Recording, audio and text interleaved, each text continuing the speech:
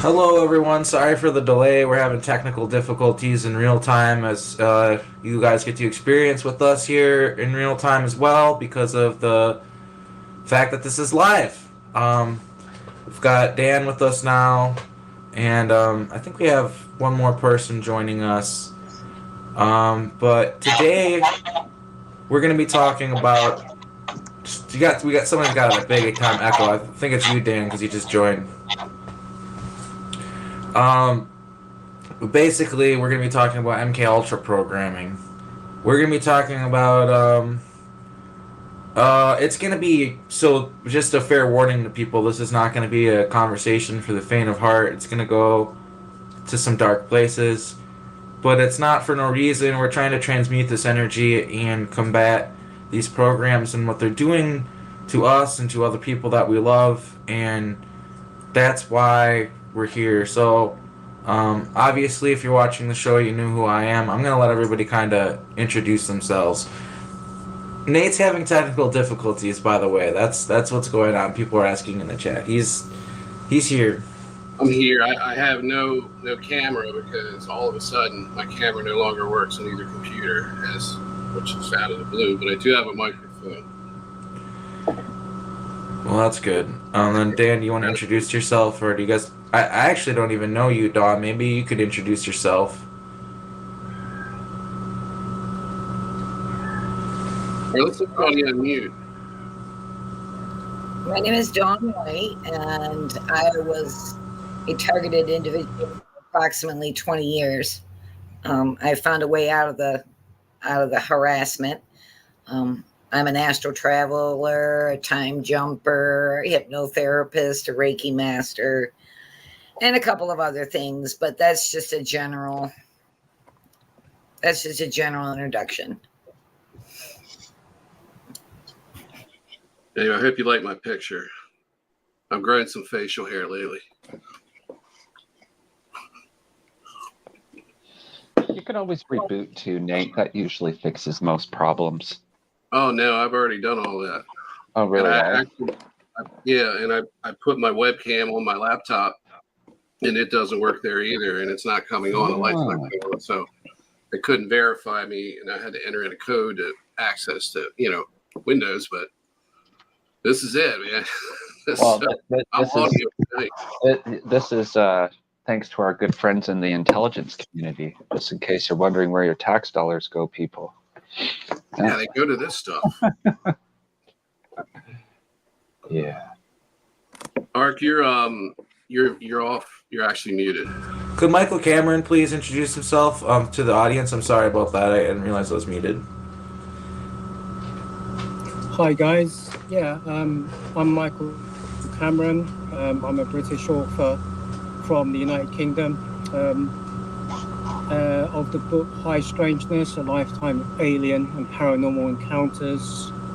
I describe myself as an alien abductee from birth, a MILAB, a veteran of the SSP, and I'm a public speaker that often speaks out, topics relating to disclosure. Okay, perfect. Thank you for that introduction. So are you guys all familiar with alter programming? Yeah. Definitely. Yes. Okay, because that's a lot of what we're going to talk about today. We're going to talk about. I think that's a good one to sort of go over. Yesterday, our team, I was talking to someone, and they were like, they didn't understand the difference between aspects. Like when people can have aspects of certain things versus alters. So maybe we should just do the ABCs of like how people can understand our terminology when we're saying alters. Like, I don't know. What do you think? Sure. So basically, for people who aren't aware, in these MK Ultra, if you want to call them that, that's become a blanket term. These mind control programs. They use a form of trauma-based mind control programming, where they split the person's personality through torture and other means, and they create different personalities, which they then program for different purposes and reasons. And basically, the the current what do you call psychological community, I don't know, psychologists, things like that, they recognize DID as real. And not only that, there are DID specialists, licensed hypnotherapists and things like that. One of them being Corydon Hammond, who's still with us today, thankfully. But basically, they actually specialize in dealing with patients who have been targeted in these programs, and this is usually linked to satanic ritual abuse, because a lot of these programs that are taking people against their will are obviously dark programs. Dark forces are behind them. If they were positive, they would get your consent and not erase your memory.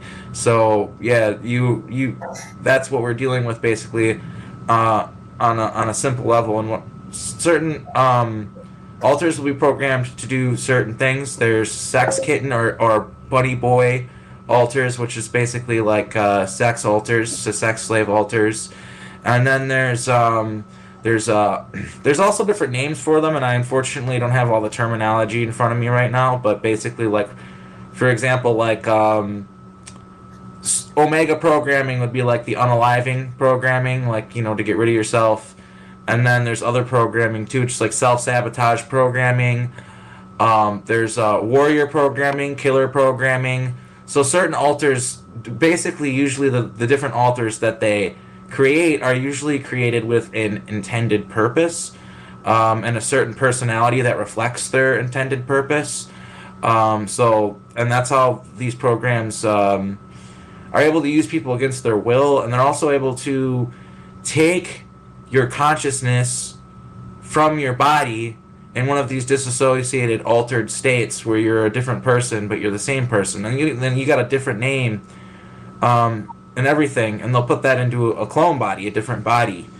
And I just want to point out as well, for the people who like evidence, something that really I think is confounding to everybody who looks into this issue, including mainstream psychologists and stuff like that, is the fact that a lot of these alters will have different nationalities, different genders, things like that.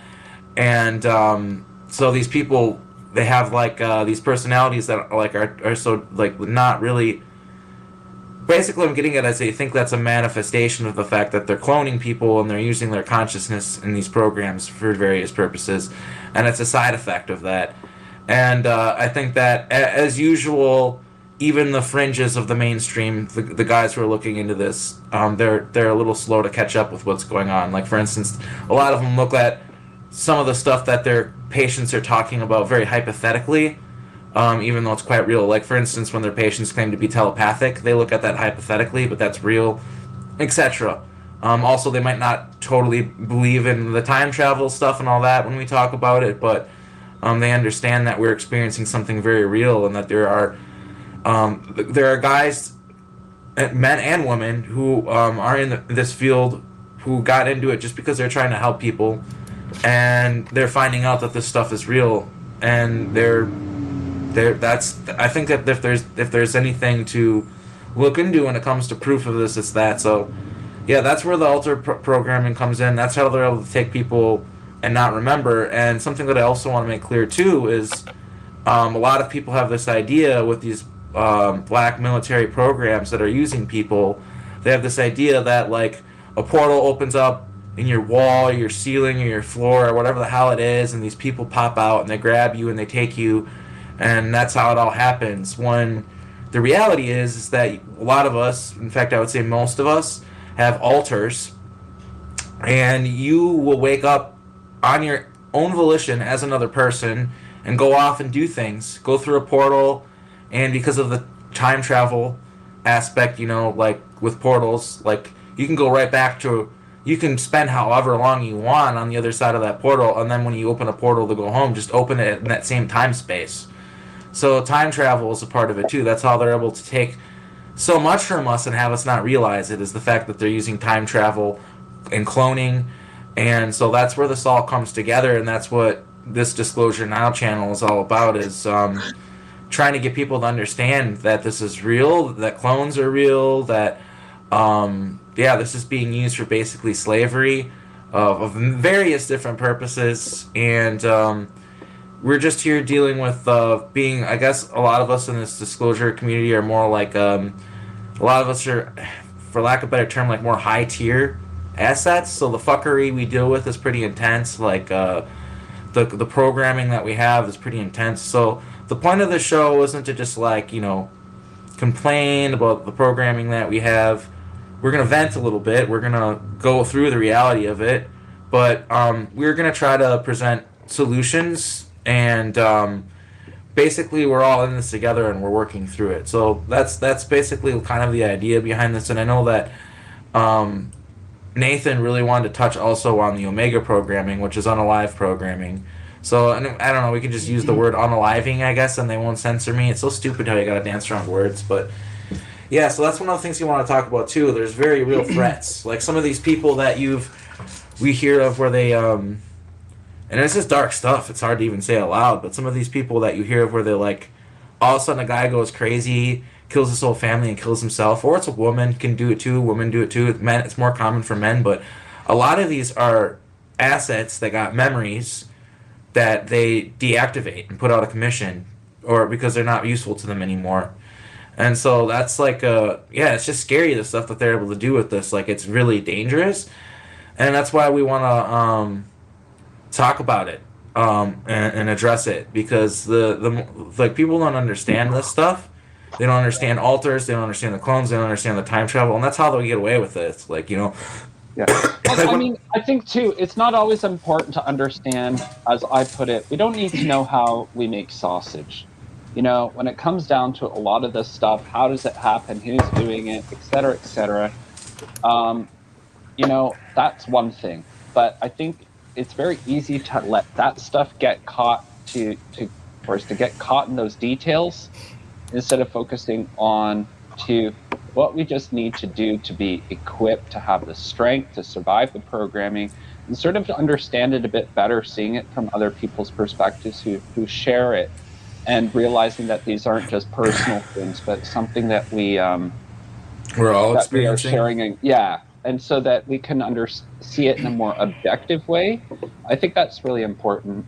And I want to add too, you know, a lot of times it's hard when people hear words like, you know, the ritual abuse and that, but you know, I think the way I like to put it is that the MK projects and stuff like this are really just a scientific form of what was ritual abuse performed since ancient times, right? That these things are parts of like families and have been passed down through generations in different societies and that. So, you know, that's a big part of it, and we don't need to worry too much about the time travel and that. We do need to know that, you know, at the end of the day, our clones, we just need to know that like people have been deliberately traumatized at a certain age, so for the purpose of creating a compartmentalized brain, which is very important for security purposes, so that information doesn't leak, and in doing that, it's very possible for people to be completely unaware of other things that they have been doing, that they've been involved with, because of that compartmentalization. And I think that's a really important part to look at, right? Like when we're starting to talk about, you know, whether it's Omega programming or anything else, it's interesting how the different identities work. Anyway, I'll just stop there. I think it's a really great topic. And I'm excited to hear what you guys want to say. Yeah, I personally have been dealing with this programming quite hardcore. And I normally do deal with them fucking with my life during this time of the year, because this is the time of the year where the veil is thin. So my manifestation, and really everybody's manifestations powers are amplified during this time. So what they do usually is they try to, of course, sabotage that. And so I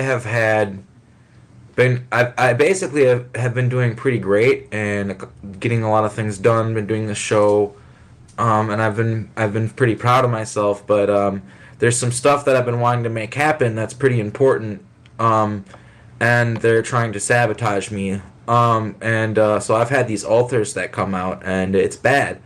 It's really bad. Like, I actually have an alter who, and like I said, this isn't for the faint of heart, people. I'm just being really real. He'll come out and he'll like start punching me in the face, like start like attacking me, and it's like moments of like when I fail at something, or like I drop something, or if I'm clumsy or whatever. I'll have this alter come forward and he'll just like be like, "You moron, you stupid piece of shit," like start beating the fuck out of me. Like my head hurts from punching myself. And yesterday he's literally saying, "I want blood." He's punching me in the face. And it was really terrifying. And then I had another, and so this, after, as this is happening, this happens yesterday, my girlfriend's freaking out. She's like, "Stop punching yourself, please." And she's like, "You can't come by me," because she's like afraid. And this alter comes forward and he says, "My name's Roger."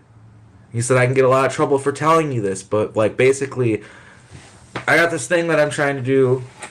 I don't really want to put it out there because you don't do that with magic. But basically, like, he just said that like this thing that he's trying to do is really important. This is why this has all happened. This is why these programs are kicking in. It's because he's doing good, and they don't want him to do good." And he just explained like I need to pull through, and just explain some helpful information. And so another interesting thing from that too is like I don't mean to go off on too much of a tangent, but I connected with him in that moment, and that alter is not human. That alter was a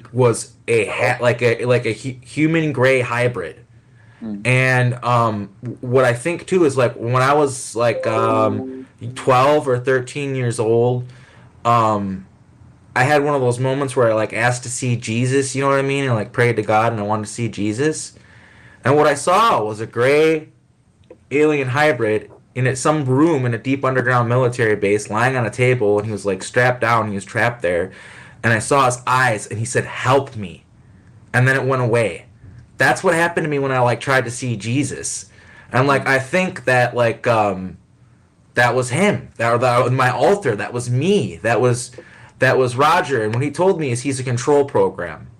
So like he is inside my mind as an alter, doing stuff to try to control me, and that's his job. And he said that, he explained that to Kat. And then he also said that he told me that like he also is telepathically connected to me because he's a gray, and they make him like influence my emotions and influence me and stuff like that. And so he, in a way, is the program that's been like sabotaging me and making me depressed and trying to fuck me up. They basically, what they do is they make him depressed and make him miserable, and then I'm connected to him, and it makes me miserable. So like that's what they've been doing, is they've been fucking with Roger. And like, he said, "I'm gonna get tortured for telling you this, but I don't care because they're already torturing me. Like it's like my life's already hell." So you know what I mean? Like.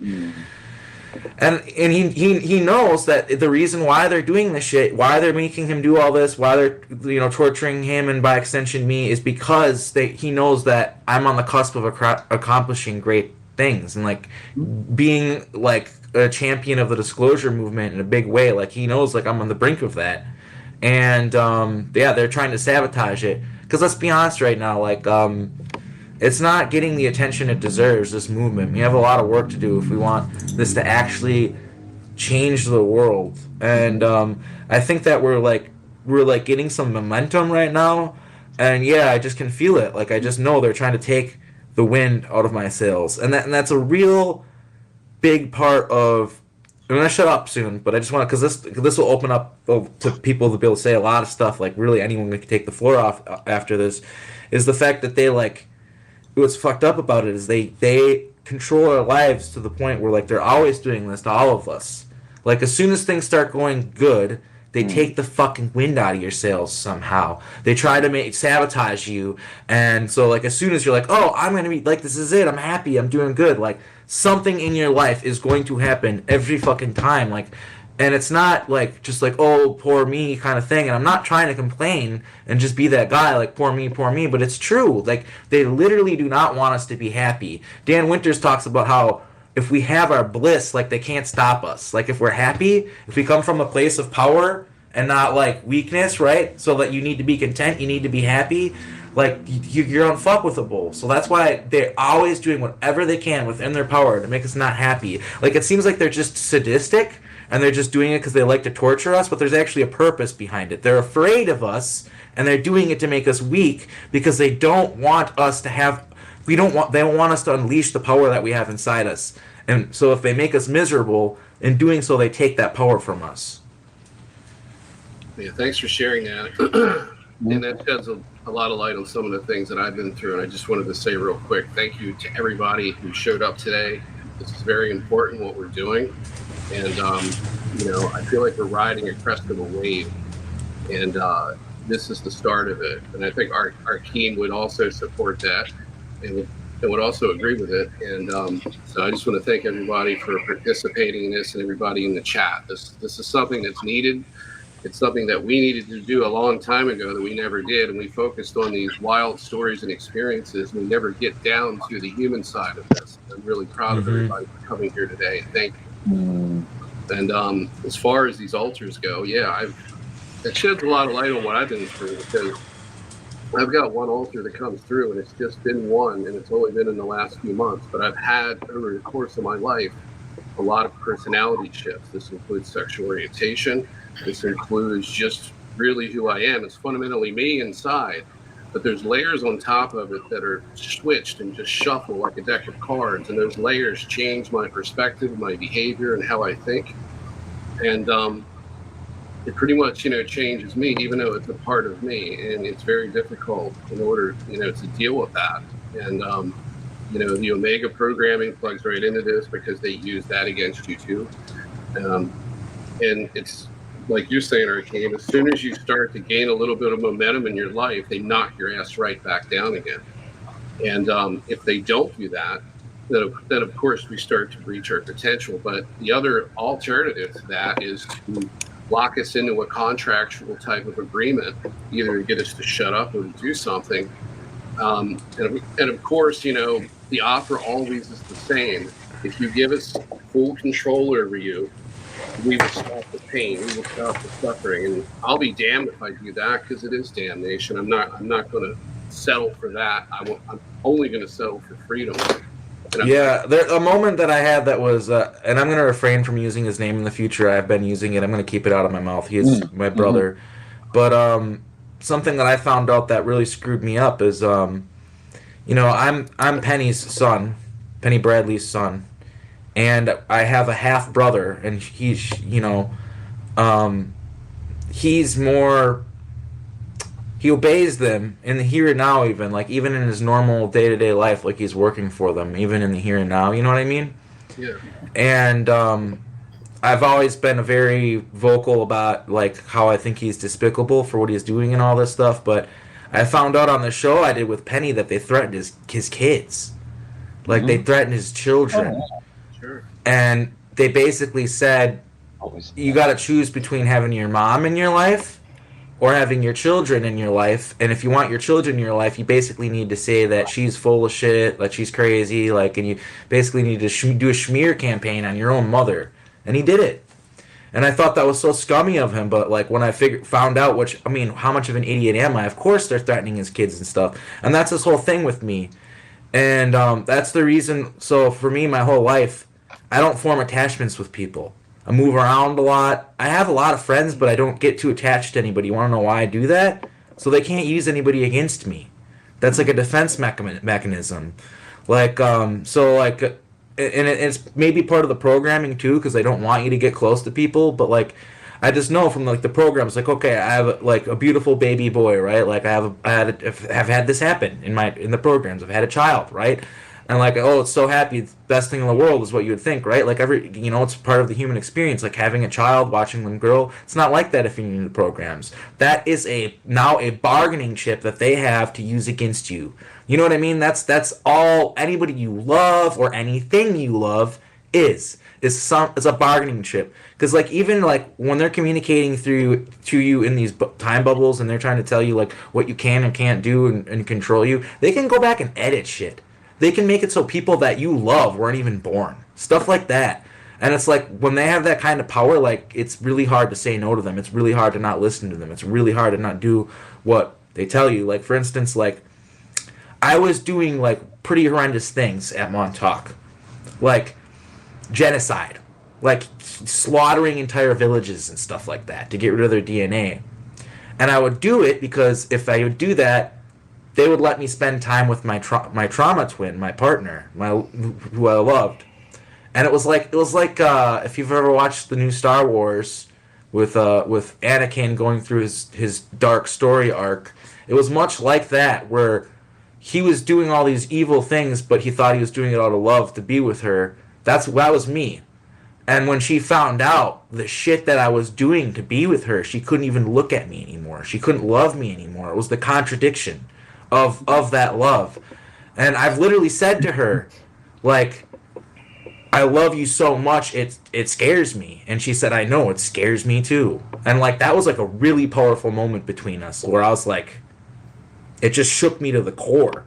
Like, yeah, it is scary. It's fucking love can be a really terrifying thing sometimes. Like if you're willing to do anything to be with a person and you're being controlled by these people, like it gets dark. Like even just like the most what you think would be a pure thing, your love for another person is just basically turned into like gasoline, fuel to the fire of their machine that they try to fucking keep turning. You know what I mean? It's just an absolutely disgusting thing. Everything's weaponized, for sure.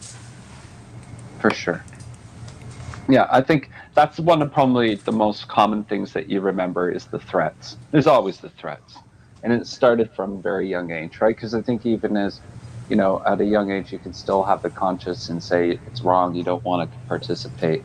And this is largely how people are continued against their will to do these things. Anyway. Another thing that they can do too is like, I've had it happen where I'll tell. I'm sorry. I'm not trying to take over this whole interview, but yeah. But I had something that happened to me that's relevant. Like, you know, so another brother of mine in these programs, and I'll use his name publicly because we're not in bad blood or anything like that. Is John Whitberg. We have the same father, different mother, and shit. What was I gonna say about him? They blanked it. They blanked it. Like this shit, like some fucking A. So, okay, now I remember. He told me one day, like, he can literally swap with his alters. Like, he's like, yeah, it was nice. I was able to just like hang out in the office in a spaceship. I'm like, holy shit, that has got to be crazy. And like, but like I actually talked to like one of his alters, and so I was like, what's me? He's like, what do you want to know? I'm like, what's the version of me that you know doing? And he's like, oh, he's on vacation with his family to New Atlantis. I'm like, oh, cool. Didn't really think anything of it. Then that night, lucky me, because of that conversation, I get fucking kidnapped. And they're asking me, they're like, what is your alter doing on New Atlantis? And I'm like, I guess he's on vacation with his family. Like, I don't know. Like, apparently this is, and it was one of the tall whites too. I call him the Ice King because he wears blue. He's got the big beard. He just reminds me of the Ice King from Adventure Time. But anyway, like he's like, yeah, we know that you're going to try to go to this museum and steal this like ancient golden disc. Like that's apparently what I was there for. They're like, we know what you're there for. And we're not going to do it. And, like, so this altar is, like, the German, like, Nachtwaffen one. The one they're talking about. Whereas this tall white, he's Solar Warden. So they're not the same, right? Like, Solar Warden and Nachtwaffen, like, they're different. And they're kind of competing in a lot of ways. And so, yeah, he's just, like, he just, like, is, like, you basically, like, you can't do this, is what he told me. And he pulled out, so I have a son that died in a river accident. And I'm pretty sure when he activated, he was my altar, Ryan. So basically, there's like, I'll go fly fishing with my son, and an alarm went off. And basically, when the alarms went off on the colony, because it was a new colony, I was one of the people who had to be on deck and go and figure out what was going on. So I was just like, hey, just don't go to that part of the water because the current's strong. It'll pull you in and you could die. I fucking told him that. He didn't listen to me. And my son literally died. All because the alarm went off and it was for something stupid. It was for something that didn't even, like, matter. And then, basically, like, when I was talking to who I call the Ice King, like, there was a room full of clones. And it was people I cared about, like, people I loved. And he's like, look, we can activate any of these people. And he brought my son out. And he was confused. He didn't know where he was or why and shit. And he was just like, look, like, we're going to torture your son if you don't listen to us. We know you talk to your alters. We know you're able to do it. He's like, tell your alter not to do this or whatever. So then the next day, you know, like, because I remember this all, I reach out to this alter and I talk to him, and he lied to me. They lie to you. Your alters will lie to you. But he was just like, oh, it was all a misunderstanding. We talked. And they did talk. Solar Warden and Nachtwaffen did talk, and he did not do the whole fucking thing. There was no trying to take the golden disc or whatever. But, like, that's just an example of, like, you think it's just the surface level of stuff that they do in your life that you remember, but I guarantee you they're doing this to, like, any Black Ops operative. Like, they have clones of people that you love, and they can use them against you at any time. People that are dead, even, like, think how fucked up that is. Like he was dead, and then, like, they bring him back just to fuck with me. Like, that's just a really... I want people to understand this stuff. That's why I'm public, is to, like, have people understand how depraved these people are. We have to stop them. You know what I mean? Like, we really have to stop them. I wonder what happened to Dan. I don't know. Maybe his feet cut out. I want to hear more from Michael and Dawn, though. I'm new to you guys. I kind of want to hear, like, your perspective, like, your stories, like, of, like, you dealing with your programming and, like, hopefully, like, how you kind of get through it and survive. I mean, what you were saying, though, Ark, is, you know, about your, you know, when they target you and, you know, when you're in a higher energy. You know, this is the reason why it's so important for all of us to come together in this community and, you know, band together and support each other. But you know what you said, it is, they are actually afraid of us. They're afraid of us hitting those high points and, you know, sharing this information. I mean, I did a podcast not long ago, and literally it was 2 hours long. And when I do podcasts, you know, sometimes I'm speaking about my book that I wrote, which is like a memoir going back to when I was a child to about the age of 17. But a lot of the time now when I speak on podcasts, I generally speak about the military side. I talk about the Monarch Project, alters, because I want people to become aware of these type of things. And I'm much more vocal now about, you know, and speaking to an audience of people that are outside of our communities, you know, part of the general public. These are the people that we need to reach out to you know, to inform, to educate about what's going on. I mean, we need to do it in stages, like we're doing here, and breaking it down, what the alters are, you know, what the Monarch Project is. I also think a big tool in the toolbox when you're trying to kind of educate people on MK Ultra and all the stuff is you might not start with the clones and the time travel. You might want to ease them away into it, like meet people where they're at. Because, yeah, if you just go right into the hardcore, heavy-duty shit, it's hard to wrap your mind around. But when you arrive to that point, slowly, instead of, you know, like, being presented with the most wild stuff immediately, that's a little more palpable for people, I think. So, obviously, on this channel, we're going deep in it, and that's just how it is. But when it comes to, like, approaching, like you said, the more normal people, like, what we need to do it more slowly, and also they love evidence. So that there is evidence, so the more evidence we find, the more it helps our cause. Of course, yeah. I mean, we use baby steps for them, you know, we break it down in these, you know, in steps that they can more or less, digest. And I think it'll be a lot longer when, process to speak about the topic. Yeah, and I think the dominoes are falling. Like, think about what's going on with Diddy and stuff like that.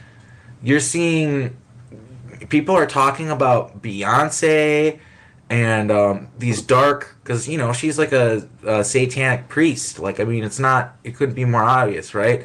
And all these people sort of worship her that are part of this cult, and it's all coming out. Like, even the normies are talking about this stuff now, and they're aware. And it used to be kind of like a joke, like an inside joke, like everybody knew it was real. But since it was presented as a joke, people kind of like, oh no, it's not real. But now, like, the joke is wearing off. It's not funny anymore, and like people are realizing, like, really, yeah, I don't know. They keep on saying in the chat that everybody other than me basically is quiet. Like, Nate's quiet. Michael, I guess, is quiet. I guess everybody's really quiet. I don't know how we can fix that. I mean, if I could see myself, I would probably say more, but I'll talk. But it's actually going through. Let's see Well, if I can. I can tell you, Arkheim, that they had used my family members. They told me that if I didn't stop doing what I was doing, which was I would meet them in the astral level and I would do things to mess up their plans. And they did not like that. And they kept telling me, if you don't stop, we are going to start hurting your family members. And they started hurting them. And because I wouldn't stop. And these things that I did where I would go in and remove huge demons from like the Vatican and places like that, like go to the Black Cube and remove that energy. And I mean, really, really big things. And I was very effective at it because they trained me. So they made me the monster that they did not want to experience, and I just flipped the script and turned it against them. And then they said that they used my family against me, and I was like, look, you can't use my family against me because you're going to fucking kill them anyway. It doesn't matter if I stop or if I don't stop. Your plan is to ruin humanity. So if you think that that's going to make me stop, it's not. What I am going to do is I am going to protect my family. And that's what I started doing. I just started protecting my family and did not stop, harassing them from the astral plane. And I don't bargain. I don't bargain with them at all. Well, I admittedly learned, that a lot of the times they'll break their promises, but sometimes it's hard for me to not listen to them. And I do know that, it's been sometimes harder to, a lot of times I've obeyed them because I'm afraid of them hurting the people I love or whatever. But I think you make a good point when you say, like, well, if their end goal is destroying humanity and destroying everything we love, then really there's nothing like worth propping up that kind of energy. You know what I mean? So, as a matter of fact, what I did was I turned the tables. I said, if you touch any of my family members, I am coming after whoever did it. And then I would. And they would pay for it. You know what I mean? Like, they did not get off the hook with me. If they touched my family members and I knew it was in one of these funky, weird ways, I just would trace the energy back to the one giving the orders to mess with my family, and then I would annihilate them the best way that I could. And that's what I did. And it got to the point where they backed off because we are way more powerful than they are. They are terrified of us. you know, and rightfully so. They should be terrified of us, you know, because if we were unleashed, they wouldn't stand a chance. I mean, just me alone, I know that I have foiled many of their plans, and like I said, I don't stop, and their threats are. They just don't bother me anymore. I'm like, yeah, whatever. Yeah, I think that there's a tide turning, you know, and I have a lot of amnesia when it comes to these things, but yeah, you can say no.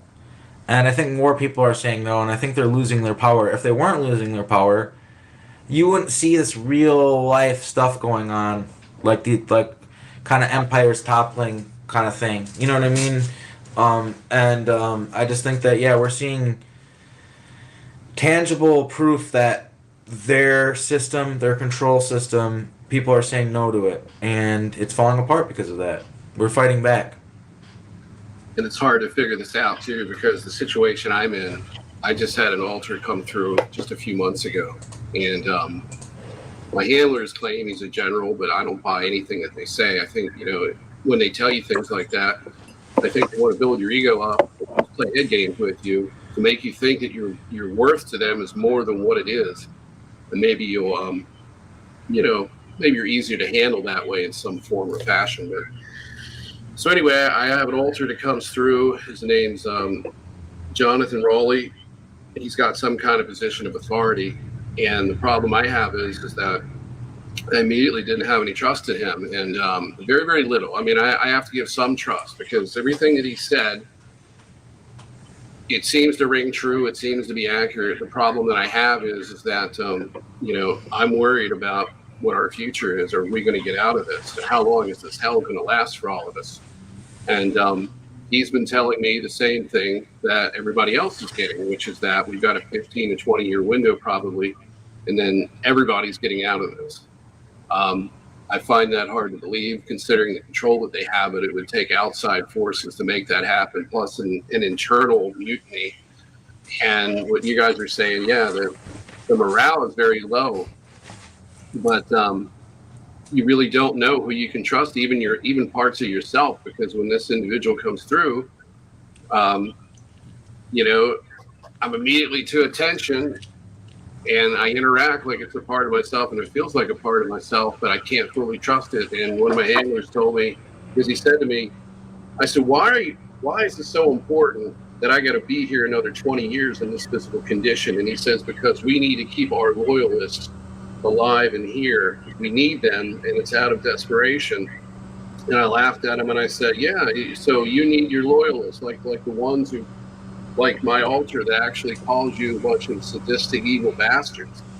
And he changed the subject, but you know, that all could be an act. I could be fed a complete line of crap from this alter. And what he said before he changed the subject, he says, you know, Nathan, your alters are programmed just like you, meaning that if there's any rebelliousness in that alter, that it all could just be a head game to use against me.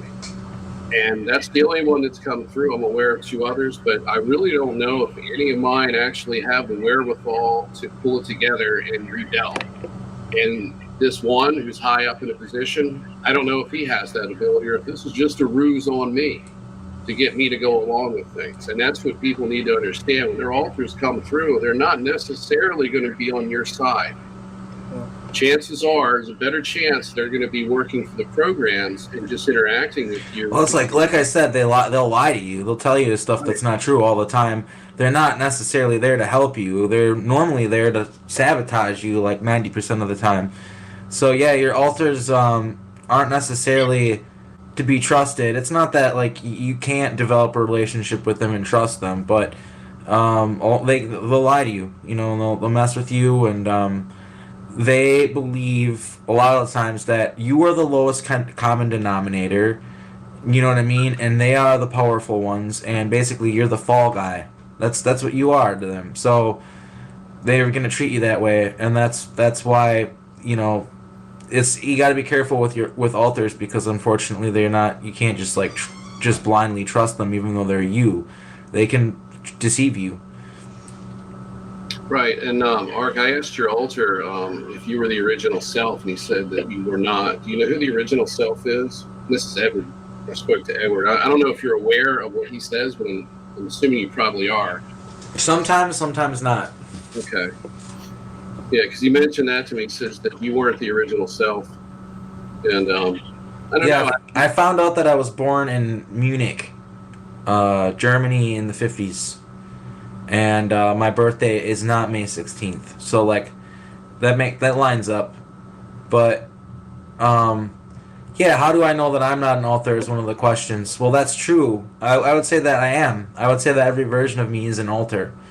And I know that my life is artificial, that I've been artificially placed here, and that, you know, because I've had grew up in the same town with a different family. I have memories of that. So that to me means they placed me there. Like, I even took my dad from an alternate timeline out to lunch in this timeline and told him, "You're my dad in an alternate reality," and he believed me. Because you can't deny it, you know, like, he looks like me and stuff. He just looks like we could be like a lot of my family members, honestly. It does matter that I have, so people in the questions, I'm going to answer this question. Does it matter if you're all from one soul, like having an alter? Yeah, it does. And yeah, integrating an alter means they become one with you again. Yeah, that's what it means. And so, but yeah, that's what is important about the alter programming, is they're watering you down with all these different versions of you. It's like, I bring this up quite often, because, you know, Tony, he's a pioneer of all this stuff. Got to give him credit where it's due.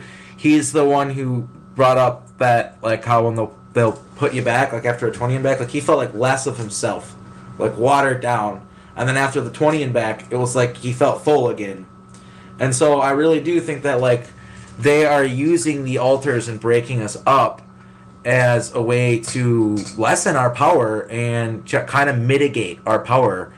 Because, like, I keep coming back to the point they're afraid of it. They're afraid of us, and they're afraid of our potential and our true power.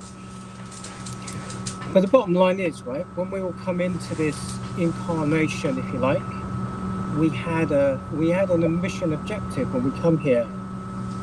And let's sabotage that. A lot of the time, the contracts that we have, the contracts are being signed by our alters. And, you know, like Nate said, you know, that they try to convince the alters that they're doing something good, but they're obviously not doing anything good, you know, within the projects. And also, it is important that we, at some point, are able to integrate these alters back into our core, into who we are, because, you know, whilst they're separated from us, we are actually losing part of ourselves. We are losing our power. So, you know, at some point, it's important that we can go into our system and rescue these alters. It's possible to do this. You know, that they would have us believe that it's impossible. They're screwing with your signal so bad, man. It sounds like there are, like, ghosts in the background. Like, sorry. Yeah, it's weird, dude. Like, when you were talking, like, are you guys hearing that? It's like bizarre. It sounds like it's a very hard loud for me to noise. hear because I'm on this laptop. They're messing with. I mean, they screwed my up. I don't use my webcam works anymore. So, yeah, they don't want this. And it's not been like that all day. I've been talking to Dan and everything, you know. So but I mean, I was talking in a group the other day, and when I was talking about the Monarch project and the programming, my computer went off. 2 minutes later, the person who I was talking to on the group, there's all their power went off.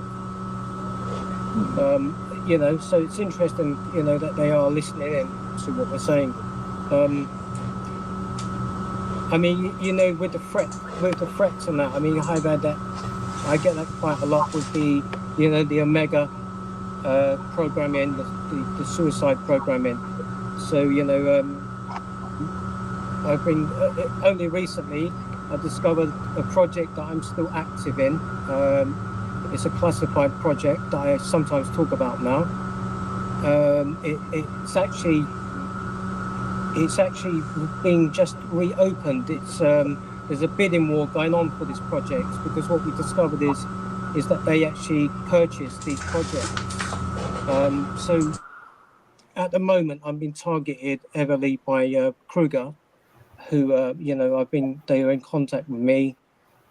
They've told me they want me to return to this particular project. They said that you were only temporarily removed from this project, but now we want you back.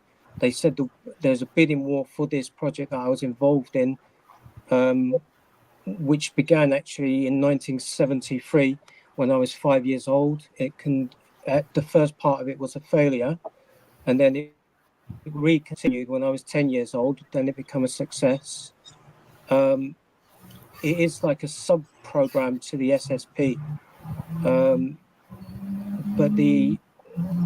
but recently when I discovered this, they sort of said to me, "We've rediscovered you, so we want you back into this project." And they've told me if I don't accept their terms, they'll basically force me to go back. They'll come and get me. They've threatened to cut my cat's throat. I've been followed recently. My two guys in the car. I mean, I live on a farm in the southwest of England, which is the countryside. So it's in a small place where people know everyone. The cars, and literally for days, every time I was coming back to where I live, there's a car behind me, like a Mercedes Benz with two white guys in it, and it literally following me down this lane. It's just one way in, one way out. And so when I stop, the car stops. So when I start walking, the car moves slowly behind me. And so when I approached the car, it's basically took off, done a 108 degrees turn and shot up the road. But I'm having this all the time, where I'm getting this same car, this same vehicle following me everywhere. I would throw a rock. I had that happen as well, and I think it's important to bring it up. So I actually had a guy who lived in my apartment complex, and he was following me. That was his job. It was crazy.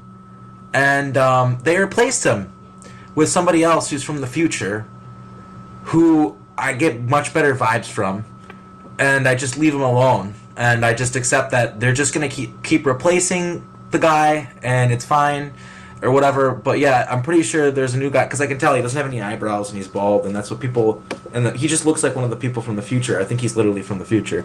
But yeah, and I know that there's people all around me like protecting me, but it was so weird. So I'm from Wisconsin, and I moved all the way across the country to Oregon, okay, to Portland. And when I moved in here, there's this guy that he had Wisconsin Bucky Badger plates frame, and then it's a sports team, college sports team, and then he had Air Force plates. And this guy would follow me around to the point where my friends are like, "Who's this guy following you?" Like, other people fucking noticed it, like normal people that aren't like, you know what I mean, paranoid about SSP and stuff, right? Like, normal people are like, "This guy's following you," you know what I mean? Like, and so one day he moved out, okay, and he was still following me. Like, I saw him move out, but he was still following me. It's so weird. So, and he's parked. I live adjacent to a park, and he's parked at the park, like facing our apartment building. And I decided to finally go up to him one day and just be like, "Hey, so because it's like, instead of calling him out and be like, 'Why the fuck are you following me?' That's not how I approach these people. It makes you look crazy. It causes a scene. Then they bring in the paddy wagons and bring you to the mental institution. That's not how you deal with these people. You let them know what they're doing without actually letting them know that you know what they're doing." So that's what I did. I was just like, "So Wisconsin, huh?" Like, I'm like, "Yeah, I grew up in Wisconsin. Like, what about you? Are you from there or something?" He's like, "Oh, no." I'm like, "Oh, okay. Well, Air Force, you're in the Air Force?" He's like, no, I'm not in the Air Force. This is this is my brother's car." And I gave him this look like, "Dude, that's stolen valor kind of thing. You don't drive around a car that says you're Air Force if you're not Air Force, right? You know what I mean?" And he said, yeah, I know, I should probably change that. Like, and I didn't even say it out loud. He's like, "Should probably change that." And he's just like, literally like doing the thing they do where they like let you know that they're dangerous to you. He's like, yeah, I used to live in that apartment, like the apartment right above yours actually, and I'm like, yeah, I know. Like, so what are you? So you don't live there anymore? He's like, no. I'm like, so what are you doing just sitting in here in your car, parked in front of the apartment complex that you used to live in? Like, what are you doing here? He's like, oh, I'm just reading a book. It's like, dude, shut the fuck up, dude. Who the fuck parks in front of the apartment that they used to live at, facing it, just watching it, reading a book for any reason? Who does that? And it's just a narcotics officer, but weed is legal where you live. So. He was also wearing a Securitas uniform, which is a security company. Right. So I think they literally, I think the Air Force knew I moved here and hired this guy to fucking intimidate me or something. I don't know why. Because he just was hired to watch me, and I don't think he necessarily maybe knew why. You know what I mean? Like, just because they pay you to do something doesn't mean they got to tell you every little detail about why you're doing it. You know what I mean? So I don't know. It was just really weird. And yeah, he didn't intimidate you though, did he? No, he didn't. These people don't intimidate me. Like, they even had another thing they did is they have this guy so they can control homeless people, like houseless. You know what I mean? They're people. I try not to talk about them negatively. Like, they're fucking people. They're human beings. They're other human beings without houses. But like, they had this guy who happens to be a houseless individual, and he'd be sitting at the park. And he'd sit at this spot in the park, and basically, like, there's a railing, and then there's, like, this building, and, like, when you walk through, you're kind of in between this railing and, like, this spot, and that's where he would sit. And I was walking through the park one day, and the voice says in my head, it's like, hey, don't walk past this guy, he wants to stab you. I'm like, that's kind of weird, but I might as well just listen to it, because no harm in listening to it, and if it's right, there's going to be a lot of harm in not listening to it, so I'm just going to kind of go around when I walk past him. And then so a few days later, and I told Kat about it too. I told her about it. And then a few days later, we're sitting at the park. We go to the park. Was it B2K that you got that warning from? What's that? Was it B2K that you think that you got the warning through, or just a telepathic message? And all it was an altar coming through or something, or just my psychic intuition. I don't know. I just knew this guy wants. It's like I just knew this guy wants to stab you. Walk around him. So then the next time I encounter the same guy, and he's wearing like a mask in the middle of the city. Doesn't really fit. There's some super hyper liberal people that wear masks all the time. You know what I mean? He did not fit that description like at all. Like he was like just like a normal, almost looked like a working class guy. You know what I mean? But like but he was wearing this mask and he just had his hood up and everything. And he just looked so sketchy. And he's just sitting there staring. He doesn't got a phone. He's not reading a book. He's just sitting there. And I know that he has a screwdriver. He's sitting on a screwdriver.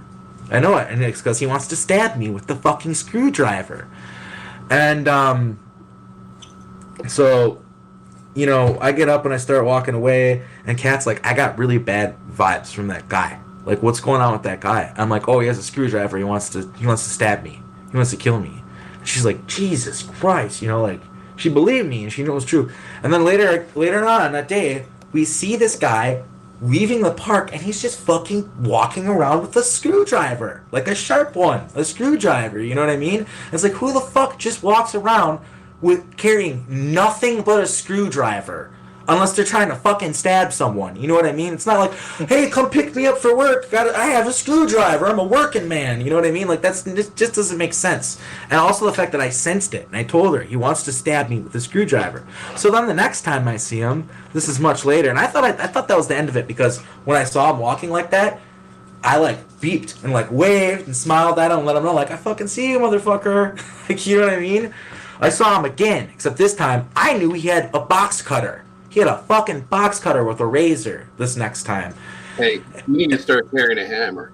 So but what I did is I just went right the fuck up to him. I propped my bike next to him, and I started filming my bike. I'm like, look at this beautiful bike. And I'm obviously fucking filming him. And I'm just yeah, it's such a beautiful bike, because I'm showing people if this guy tries to stab me. I talked about this guy numerous times in interviews. I literally showed where he sits and stuff like that. This guy's not gonna fucking stab me. That's just bad OPSEC for them. Like that's just gonna fucking blow their whole cover wide open right now. And that's the whole reason why we do this. We hide in the spotlight, so anything that they try to do becomes bad OPSEC. It makes them look bad. That's the whole fucking point of doing this. And being a public person. Like I want as many followers as possible, because the more followers I have, the harder it is for them to fuck with me. That's just the truth, because people are witnessing it, and that's the last thing they want. That's true. That's absolutely true. When I started taking pictures of people that were following me, started taking pictures of things that they would leave at my apartment or my house, I mean, they stopped. They physically stopped, following me around, trying to run me off the road. They stopped. When you start getting evidence and pictures of them, they do not like that. No. They do not like that. Because they don't want to be in the spotlight, do they? They work behind the scenes, and then they want to make people think you're paranoid for what you're saying. But the more evidence you can capture of them, doing it, or confronting them in, like you did, Ark, obviously they don't want to be seen. Well, yeah, a lot of people get scared. You know what I mean? A lot of people would not react the way I react. They would be scared, and they would just kind of, not try to confront these people. But I fucking confront them every time. The thing is, they want you in a state of fear. You should do though. You should confront them, because at the end of the day, with all this shit you go through, you ain't got nothing to lose anyway. So you might as well, step up and say something to them. And I would put the evidence that I would collect into a safety deposit box, because they would break into my home. So I would put the evidence into a safety deposit box so that they couldn't get their hands on it. Because they came into my house and stole my work, and poisoned my food, and of course left cameras and recording devices and things like that. So I just started. That's what I did. I collected evidence, and then I would put it in a safety deposit box. And then they didn't know what I had, or you know what I mean? It was like, they stopped. Yeah, so it just shows that confronting them can go a long way. Right. And it's important to look at, like, with these kinds of things. Like, people may think, oh, this is just like too far out there, but I mean, look into what the German secret police, the Stasi, did in East Germany with the program of Zersetung, which they call psychological disambiguation. And that program is a psychological program that works much like what we call today TI or gang stalking.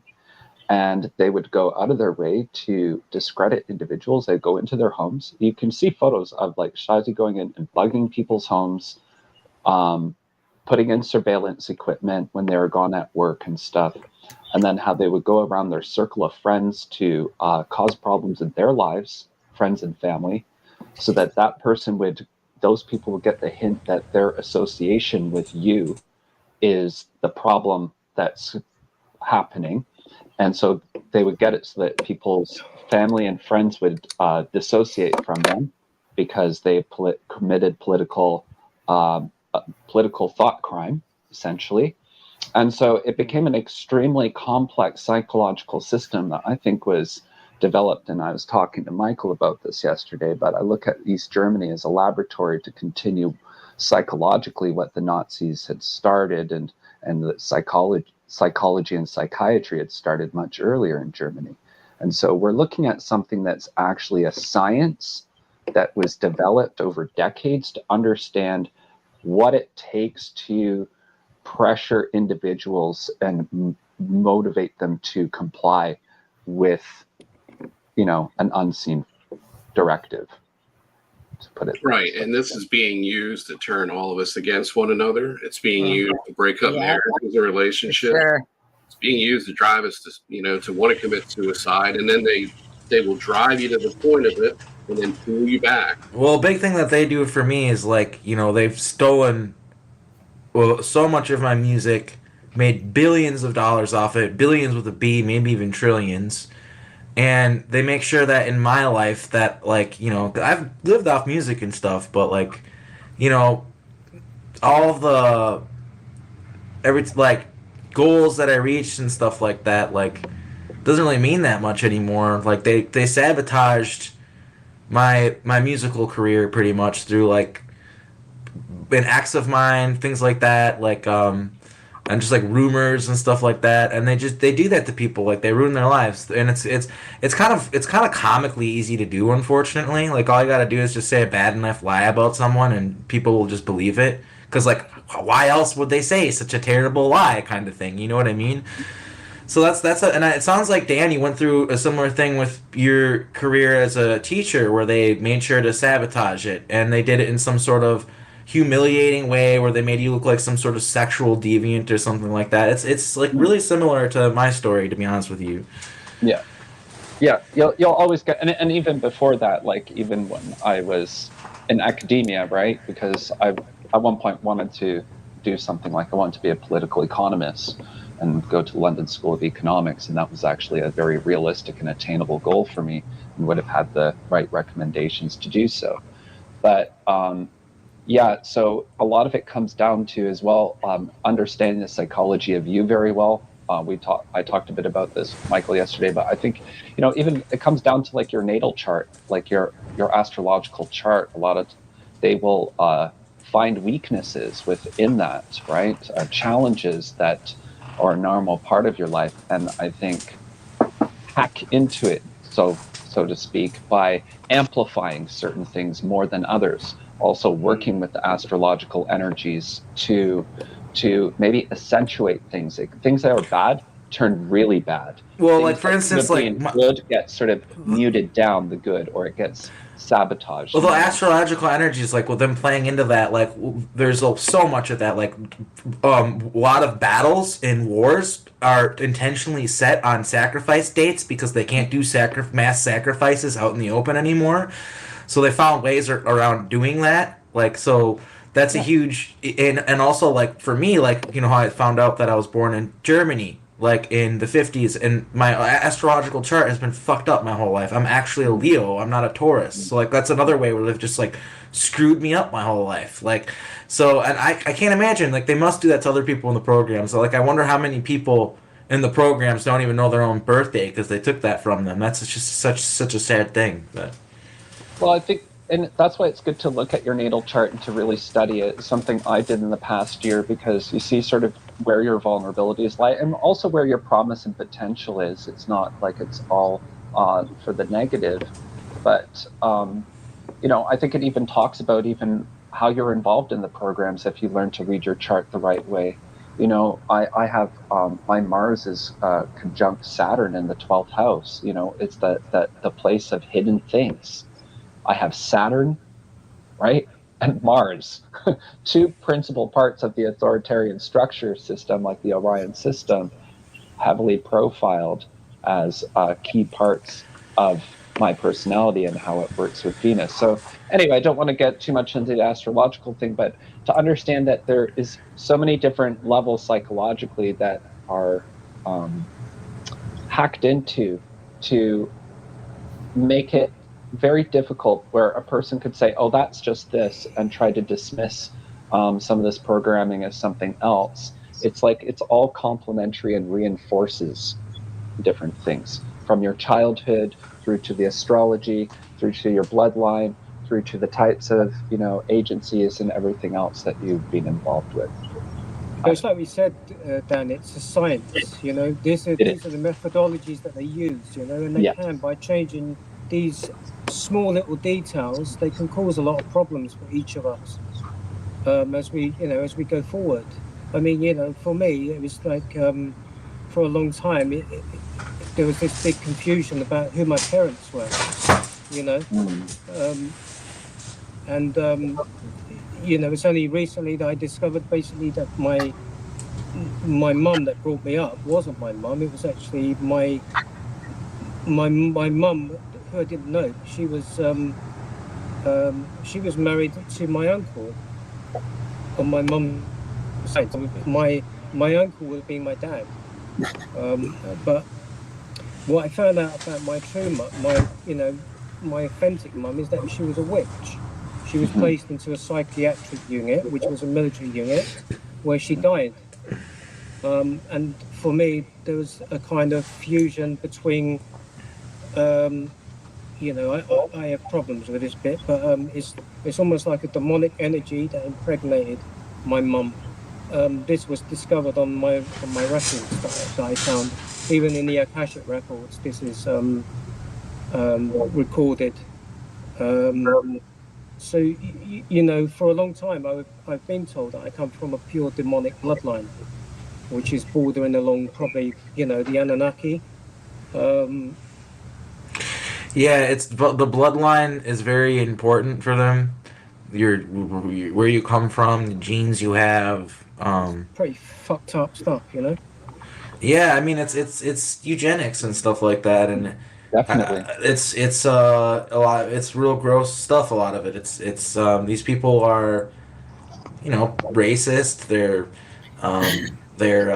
Yeah, and they're all about the gene pool and like having, if you have like certain bloodlines, like, you know, like for instance the bloodline of Solomon or whatever, the bloodline of Jesus Christ or whatever, these are valuable bloodlines to them, and they'll use their children in rituals, and then with the cloning aspect they're able to clone people and sacrifice them multiple times instead of just once.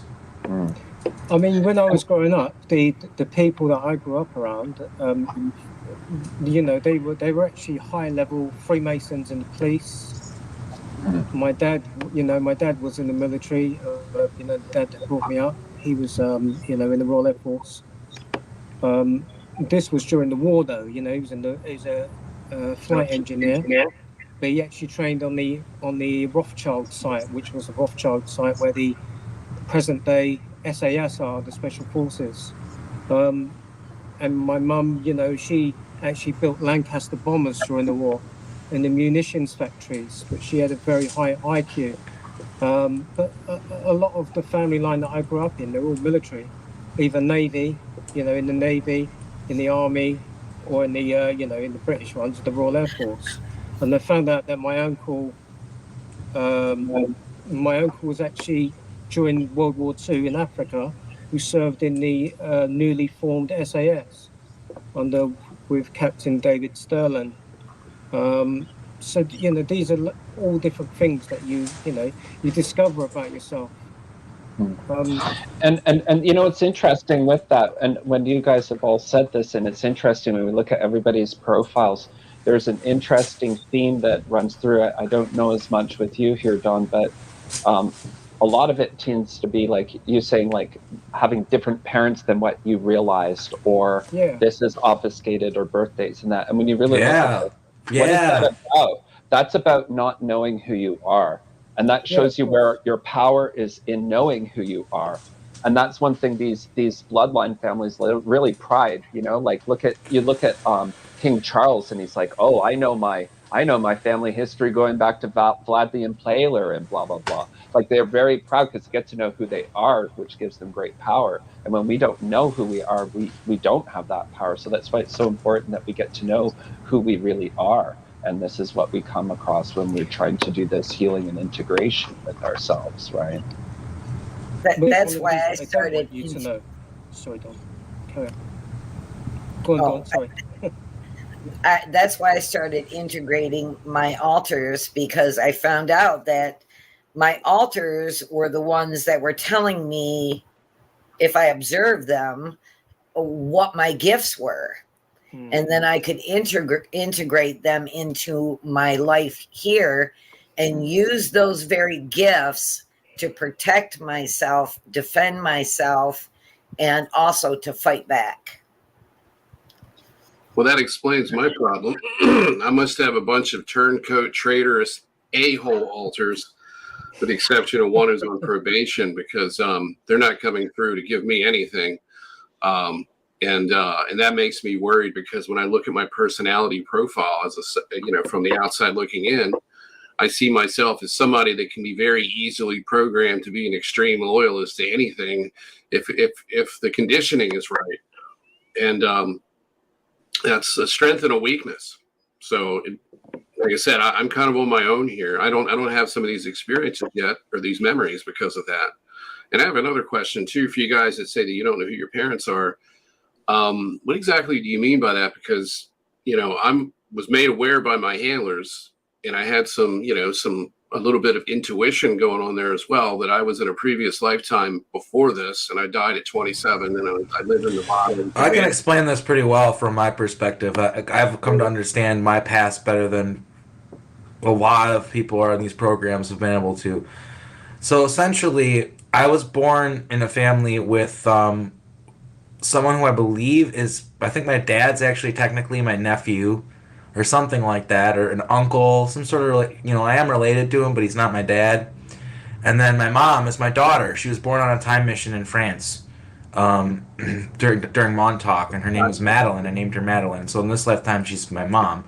And so I figured out, recently that Penny Bradley, the heavy hitter herself, the, Right. Mars, Spiders on Mars, Penny Bradley, that's my mom, which has been kind of mind-blowing to find out. And then through John Whitberg is my half-brother, okay? And we talk fairly regularly, and I just kind of had like a moment one day where I'm like, wait a minute, so who are your parents? He's like, well, I figured out who my dad is. And I'm like, yeah, I guess that's the only one that matters because we have a different mom.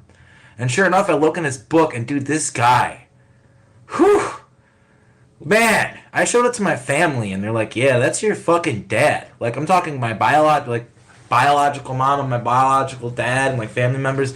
He looks like my dad. Like, he looks like a lot like my dad Kurt, because my dad Kurt is related to him somehow, and he just looks related to me. You can see this guy's my dad, and it's his name is Karl Emmerman. He was a U-boat captain for the bad Germans in World War II. U-boat captain. Yeah, he's piloting starships and shit like this, and he was one of the figureheads, at very least a figurehead. He was the one giving orders and stuff for Project Ibis, which was the one who resurrected the Egyptian gods, which I'm pretty sure probably the whole him birthing me was probably a ritual. And Penny doesn't remember this guy or whatever, but it was kind of funny because she's like, well, at least this guy's handsome. Because she's been shown other people that she's been forced to have kids with, and they weren't very good looking. So it's like, well, at least this time it's a guy that actually looks okay. So you're not referring to just one timeline. Are you referring to multiple timelines, and then these people are all these different? It is multiple timelines. It's so confusing, dude. Because here's something that I remember about him. Like, I remember in the programs, like, it was Jacob, my alter Jacob, which I think that's just like maybe like me. Like, maybe that's the core alter, and everybody else is the fake. You know what I mean? Like, that's the first original version of me is Jacob potentially. I'm not sure. He was the one that was at Montauk though. Him and Hans. There's two different alters that were at Montauk actually, but. I remember that I found him in the in like 1990 or like 89 or something like that, right before he was gonna die. I like portaled into his house, and he was in a wheelchair and stuff like that. He's an old man. He's gonna die soon. And I remember like asking him like, how the fuck do I get back to the reality I actually come from? I need to go there. Like, and he's like, it's impossible. You can't. It's like it's like harder than trying to find a grain of sand in a beach. It's harder than trying to find a needle in a haystack, trying to find the reality you come from.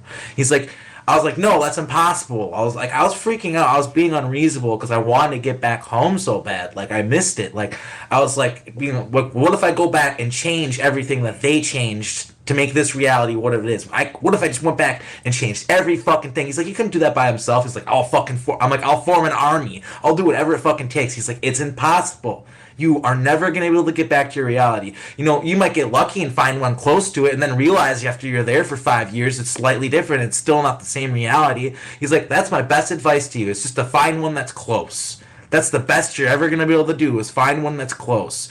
So when people say, oh, there's only a couple realities, or oh, there's only one reality and we changed the timeline, bullshit. It's endless. It's like Rick and Morty, like where they show it's just fucking endless, dude. It is. And I know people, this is a philosophical question. People can disagree with me on it all they want, but I've seen this shit. I've been to all these realities. I have traversed timelines. I've fucking done it all. There are countless timelines. There's so many different realities. It's all just different frequencies of the same thing. It's all just like a radio signal being put out, and like you're just tuning into different signals. Like it's endless, and that's the confusing nature of it. To answer your question, is like what reality was he in or whatever. He's in a lot of different realities. I don't know. It's really confusing. But a big part of the reason why I'm stuck here and I'm here, even though I shouldn't be, is because literal, you know, I don't want to get my channel flagged, but the bad Germans, that's what I call them to get around it or whatever. They can't even say it, even if you're against them and you're saying they're bad or whatever. But anyway, yeah, like that's the reality is like I was brought into this reality and put into this alternate reality that is very much so manufactured and astroturfed and unnatural because of like shit that they were doing, like the bad guys like were doing with the time travel and stuff like that. And yeah, I have to contend with the fact that like evil fucking guy, very evil guy, is my father. But at least Penny's my mom. She's a sweet lady. But yeah, it's just kind of crazy. And then also just other stuff like while we're talking on the family stuff, like, you know, I told you guys how I called up my brother. I'm not going to name him by name anymore, but I actually, like, when I started butting heads with him publicly online, I got kidnapped through him and his father, Alexander N. Paramanov. And I got kidnapped. It was the most public kidnapping of me by any program. It was at the Swiss Hotel in Chicago.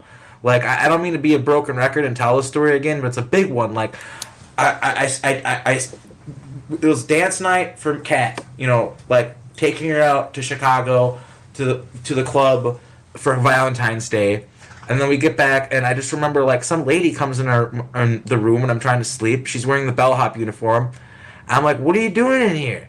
And she's like, oh, I'm room service. I'm like, yeah, but aren't you, like, I'm staying here for a day. Like, don't you just clean after we leave? Like, she's like, it's in the contract you signed. Because there was, like, I remember they, like, turned the thing when I paid. There's, like, this fucking whole, I don't have time to read this shit. You know what I mean? I just scroll through it, sign. I agreed to something there. Like, I did agree to her coming in my room, and I remembered that. Like, oh, it must have been on the screen. I'm like, all right, whatever. I guess I consented. I guess I said I wanted her to come in my room at fucking 7 in the morning and clean it. That's just bizarre. That's not normal. No hotel fucking does that, okay? And so then I'm trying to just go back to sleep. She's in the bathroom. I don't know what the hell she's doing. I figure she's cleaning it or something. And all of a sudden I hear tones. I hear like a tone coming out of there. And so I start walking towards her, and I alter out. And then it's not me anymore, and I know exactly what time it is.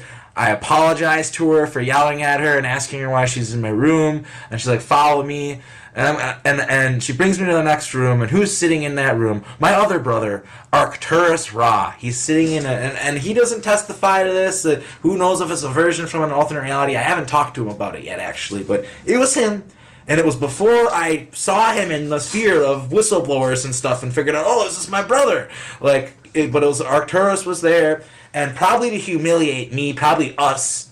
That's probably why they did it. He probably wasn't there because he wanted to be. They had a clone of me on one bed and a body bag, which they opened up, and then they made me lay down on the other bed, and Arcturus put my soul into the other body. He did this like thing. He can do that with his abilities.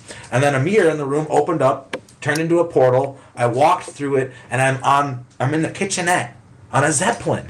In a fucking Zeppelin. And it's just bizarre because, like, they have the coffee machines. They look the same. The tables look the same. They have the little sugar packets and the straws that you stir in the pathetically small, ridiculously, stupidly small styrofoam cups that this reality also has. That, you know what I mean? That businesses put out so you take less of their product when it's free. You know what I mean? So you use less of it. That kind of thing. Like, and I was just like blown away by the fact, like, I'm in an alternate reality now. This wasn't like, either it was, I'm pretty sure it was an alternate reality, because that's where I was. Maldek. I was on the planet Maldek, the one that got blown up and turned into the asteroid belt. That planet, that's where I was. And I remember they didn't like it when you called it that either. They didn't want you to call it Maldek. You'd get in trouble for calling it Maldek, even though everybody knew it was called Maldek. The people who owned it called it something else. But basically, I was brought there to work for King Alexander N. Paramanov his Royal Majesty King of Kings. That's what they call him. That's not his title. He doesn't deserve that title, but that's what he calls himself. And there's been videos. Journey to Truth has done a video on him with Mary Beaver. So is Typical Skeptic podcast. I recommend people check the videos with Mary Beaver, where it's like Illuminati whistleblowing or Illuminati endgame or something like that. She talks about him, and like that was 8 months after I got kidnapped, and I'm seeing this guy. I'm like, that's the fucking guy. That's the guy. Because like what it was is like I got brought to the surface of this planet, and they bring me to like this, like, it's crazy. First, I got to tell you about the part where I look out the windows and there's zeppelins everywhere in the sky, like everywhere, and like we're above the clouds, like we're way up, and I'm just like, I asked her, I was like, what's up with the zeppelins everywhere? And she's like, oh, people live in them. She's like, that people don't like interacting with the surface. You'll understand when you see it. And so when we get down there and you do see, yeah, it's like fucking smog, smoke everywhere, factories. This is an industrial planet, big time. Like, and but there's this temple that I get taken to, and I get taken to his royal, Alexander Permanov or whatever. I get taken to his master's chambers. And he basically just explains to me, he's like, yeah, so I brought you here, there's like, you're going to protect me, you're going to be part of a mercenary group, I've got like 20 bodyguards surrounding me at all times, you're going to be at the top high-end tier of the group, of these 4 other guys, a group of 5 that are closest to me, you're going to be a part of that group, and like, he just explained to me, like, and he's like, hey, do you have a problem with this? And I'm like, no, I've done this a million times, I know how to do my job. Like, and he's like, good. And I remember he looked at me when he said good. Like, he looked at me like, you're my bitch and I own you now, you motherfucker. I remember the way he looked at me. It was gross. Because it was kind of true. I was a slave from that point on. And then, yeah, like, it's all blurry, but, like, I remember, like, I got taken to a tailor who measured me. Then they, like, brought clothes to my room, and he sent, like, a blonde woman to go to a ball with me. There was a ball. It was, like, they live, or he's just, like, they're just, like, bragging about all their accomplishments and how they're going to fuck over their enemies. And I remember there was even a moment where he's like, I brought this guy over from an alternate reality. That's how, to fight for us. That's how powerful I am. And, like, everyone's, like, looking back at me and clapping. And I'm just like, this is fucking weird. And, like, I remember, like, the memories are blurry. Like, I don't remember it, but I remember that I almost said his name. My brother was there, the one that I was butting heads with publicly on the internet at the time, and the memory is blurry, but like I know what happened because he's like telling me I'm on my knees, my hands around my back, and he's dressed up like Victorian, like knight, like not Earth, not just like a person in this time period on Earth, and he's got a sword. And he's like, you always have to be such an idealist, brother. He's like, you could just listen to them and have a nice life like me. He's like, I get to walk through portals when I go back to Earth. I get to go places and do whatever I want. I got a stipend. I got money in my bank account. He's like, you could have that, but you have to be such an idealist. He's like, you won't even remember this. He was mocking me. He's like, you won't even remember this. He's like, I'm gonna remember the wind, the way it smelled, the way the sun looked as it was setting on the field, all these things. He's like, and you're not going to remember any of this. And I told him, like, fuck you, I'm going to remember this, I'm going to remember this. And that's the reason why I remember just that moment. I was repeating to myself, I'm going to remember this, I'm going to remember this. And I was like manifesting, like, you got to remember this, you got to remember this. Because if you're just fucking mocking me, like, you're not going to remember this. Like, and I was like, oh, hell no, he doesn't get that satisfaction. I'm going to fucking remember this. And yeah, that's just some of the just like crazy fuckery. Because he had the sword. I don't remember what happened after that, but I'm on my knees. I got my hands tied behind my back. He has the sword. What do you think? What do you think? He's about to kill me. And I'm sure that's how they put me back. You know what I mean? Like, back into my body. Like, when you die, you're going to see, like, people have talked about how I was in an alternate timeline, and now I'm in this timeline because the other version of me died. It's really weird. People have talked about that. It's kind of that kind of thing. Like, when he kills me, then I wake up in that room, in that hotel room, in that bed. I think that's how it works. And so I think that's what he did. And it was 3 times. It wasn't just 120 and back.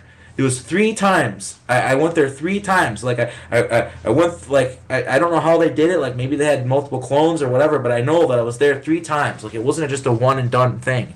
And it was all through the Swiss Hotel in Chicago, which is weird as fuck. Like they were in on it. Like I'm pretty sure Alexander Perinoff like paid them probably. Like the vibes there were hella weird, and like the door. So it was like, to get to my hotel, here's my hotel, right? And then here's another, and then there's a door to it.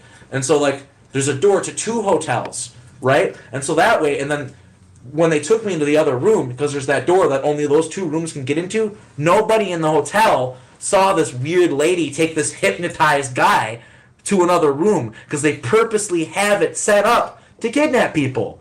They literally personally, like, the Swiss Hotel in Chicago is an MK Ultra fucking hot spot where they're taking people in, like, there's portals to other realities and stuff there. So that's a fact for all you people. If you ever want to have a really weird experience, stay at the Chicago Swiss Hotel. Hotels in general, I was going back this week and doing some research on it, because they're very much tied with intelligence agencies. There's a very strong relationship. If you look at the Intercontinental Hotel Group, that was set up through Pan Am. That's like a CIA hotel chain, and they set it up in specific locations, strategic locations for the U.S. Like, why do they have one in Beirut? And things like this. They had all these different locations, so that's a very well documented. Yeah, and I know from my alters, like it's hard for me to remember all of it, but the color of the wallpaper, the tiles on the floor, the carpets they use, they're all signals. Mm-hmm. Like one thing I know, if you ever go into a bathroom and it has an orange floor, leave. I don't know why, but I know that if you ever go into a bathroom and it has an orange floor, fucking walk the fuck out. Do not use that bathroom.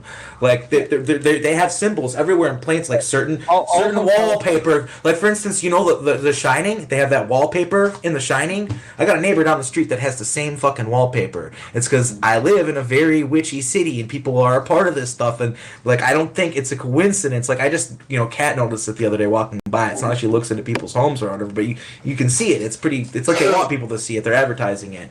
But like these mean things, like these patterns and things that are put places that seem innocuous, they have a secret language, a code language that they speak with each other in plain sight, to where when they walk into a hotel, they'll know, okay, they have access to this, they have access to that. I can ask, if I use this code phrase, I'll be able to talk about certain things with the receptionist. Another thing is when you're flying, if you see there's the Sky Club or something like that. They call it the Sky Club. Part of that, there is the real surface thing where it's people paying a per diem to get to the head of the line and have a good traveling experience. But there's also super duper weird CIA time travel portal stuff going on, like that. And you might have if you'll notice it, if you ever go to an airport and go past the Sky Miles or whatever it's called club, and you're watching these guys, these businessmen in suits and stuff, like going there, and it's only the wealthiest people are allowed to be a part of it. Like that's a cover for more. There's more than just, and like I say, you say a certain key phrase or whatever to the receptionist that is innocuous, that someone around you, they could hear it, not think anything of it, and they'll send you on your way to the right room that has a portal in it or whatever like that. That is a real thing. There's a Malibu. I went to Malibu and their City Hall. I know it has a portal in it. I was in Los Angeles for the first time in my life, and I drove there. I drove to the fucking, I'm like, I remembered where it was, and I drove exactly to it, and in front of it, they have the compass symbol, and a bodega, like a Japanese, or not bodega, bogata, yeah, bogata, I'm pretty sure it's called, but like, yeah, and it's like showing you, like that symbol, when a building has, like a compass, it's showing you, there's a portal in this building, and the number of arms on the compass means the amount of places that it can go to, and the colors on the compass as well signify what realities, or if it's just back in time, or what realities it has access to. And like I said, it's just certain stuff, like people know it. Like it's like for us, we're getting hitting with amnesia, and like for us, the secret world is just like totally secret. But there are people all around us who know about this shit. Like we were sitting at, like, Portland is a crazy city, is what I'm learning. The longer I live here, like this is a fucking crazy place. Like we were sitting, we went out to eat, And I wasn't in the bathroom, but Kat like told me after we left. She's like, yeah, the girl that was sitting next to us was talking about like never tell your birthday to a like she's saying you never telling your friend like, yeah, he doesn't even know, like, you never tell your birthday to anybody, especially a woman. If it's a man, they're probably not a witch. And like she was saying all this crazy stuff, and they're like talking about one of their friends. And she's like, oh yeah, she would never be able to be a secret agent. She would never be able to be an asset. And it's just like they're just publicly talking about this, and they know. They're like, there are people that know about this secret world and like want to be in it. And they're like, I just can feel it when I drive into the city. Like, people are way more aware of this shit here, despite the fact that there are quite a few people who are very asleep here. Like, but there still is the people who live here and know what's going on. And I also do think that's part of the reason why anything you ever hear about Portland, I can tell you I live here. This is a beautiful city. But anything you ever hear anything about it, it's just, this place is a shithole, it's garbage. And I think it's because they don't want people to come here. They know how nice it is, and they want people to stay out. That's literally what I think it is. Even though it does have its problems like any city, but it's not any different than any city in America right now. But like, once again, I'm going on a rant. Don't want to take the whole floor. I want to give you guys a talk. Give you guys a chance to talk too. I'm sorry. Sometimes I just go on a tangent and I go the fuck off. I apologize for that. Yeah, it just seems like you needed to be able to vent. So that's what this is for. We can always do. Well, we got an endless discussion, so don't worry about it. Everybody can come back. Yeah, my situation. I was wondering if I was going to talk about it today or not. But I guess I should. I mean, it has to do with the kind of like a programming issue, but it's from the beginning when they started to wake me up, they put me in the cult. They brought me together with a trauma twin, and that's when the suicide thought started, because they convinced me essentially that I was an extraterrestrial living on another planet. I was here for therapy and so forth, and that I was being reunited with family members. And so they were playing on the MILAB thing. They were twisting it and making it more positive sounding. And in the process of that, I wrecked my marriage, and I met people that were connected to me, like everyone's talking here about. They're connected in the programs, but I didn't understand that. I thought that they were connected in a civilization and in a family bloodline that I was in. And you guys hear that? Yeah, someone's typing or something. Is that me?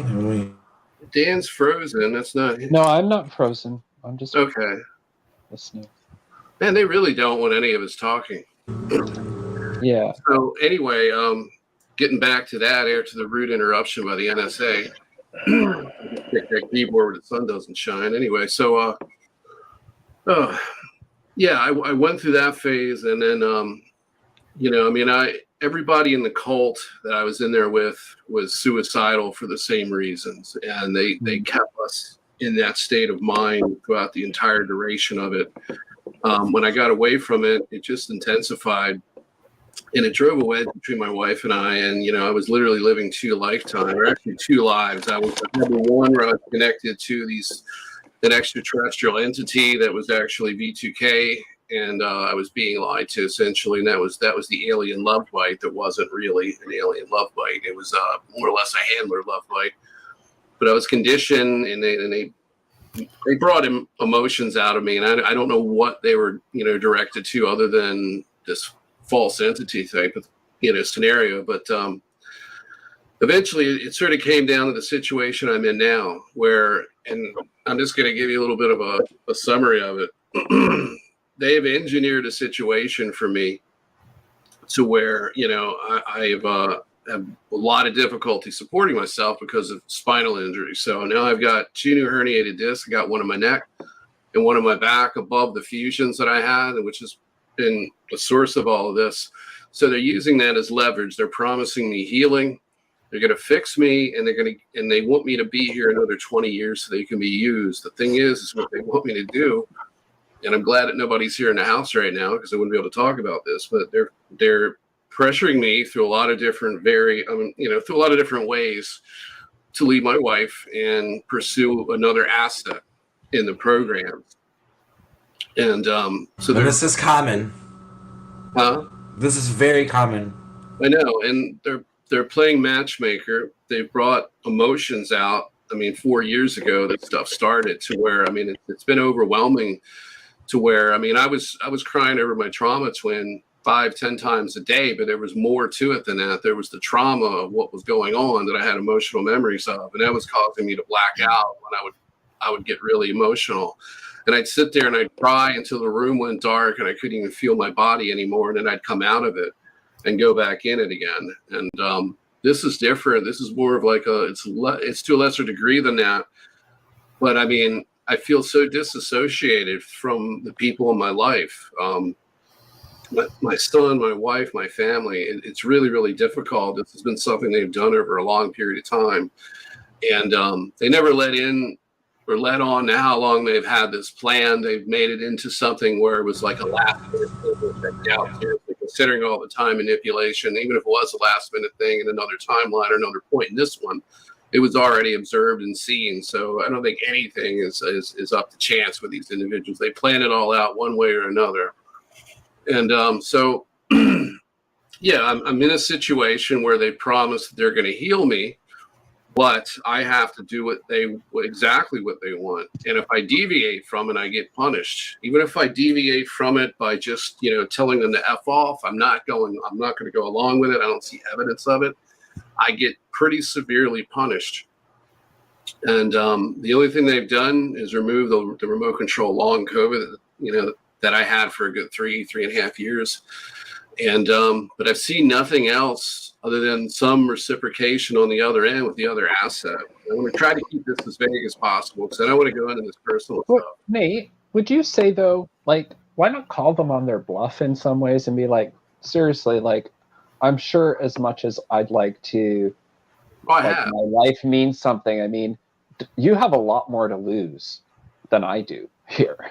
I mean, just as part of, like, if you're looking at bargaining and negotiating, like, do realize that I know that you need me a lot more than I need you to help me through my health issues. I mean, yeah, right. Whatever. You've demonstrated. I said that's where the suicide stuff comes in too, because then you're in a position against them where you don't have a lot to leverage except for your use. Whatever your useful is. Whatever your usefulness. Obviously, your use is much higher, right? And I'm not saying like you'd self-terminate, but if you just said like you weren't going to cooperate. I've tried that. I mean, what they do when that happens, I get the Monarch program, and I get the hypersexuality stuff, and they'll hit me that for a week or two. I can't sleep. They make it unbearable, right? I just, it's like I can't deal with this anymore. I start shutting down when that happens, and I can't get anything accomplished. I can't get my bills paid. I can't do shit.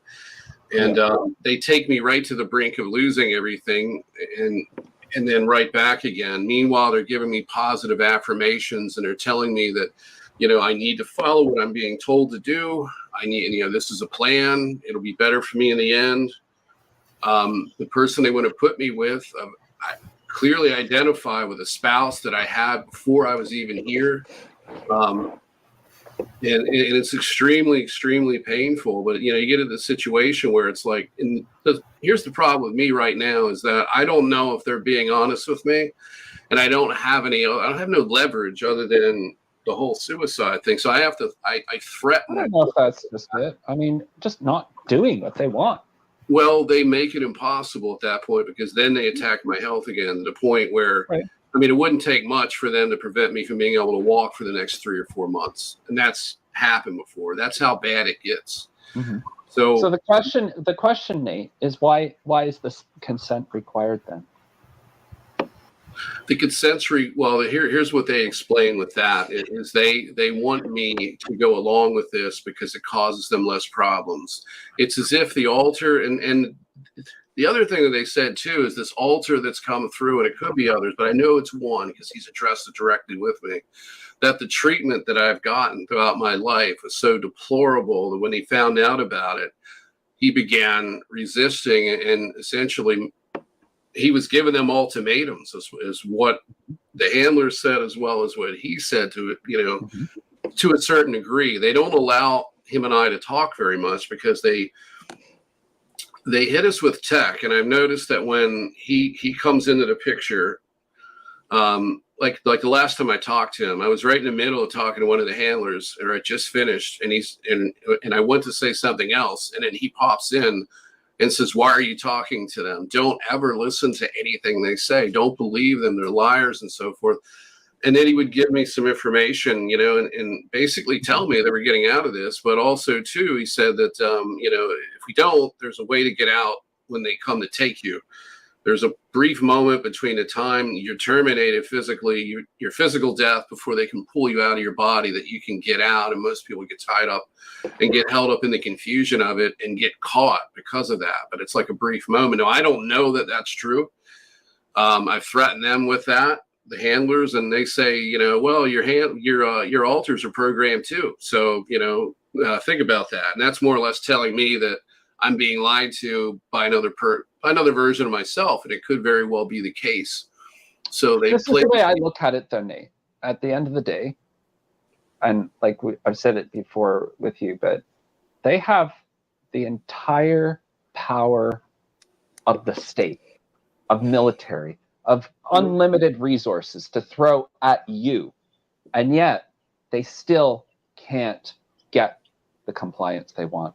I think there's something of great value to look at there.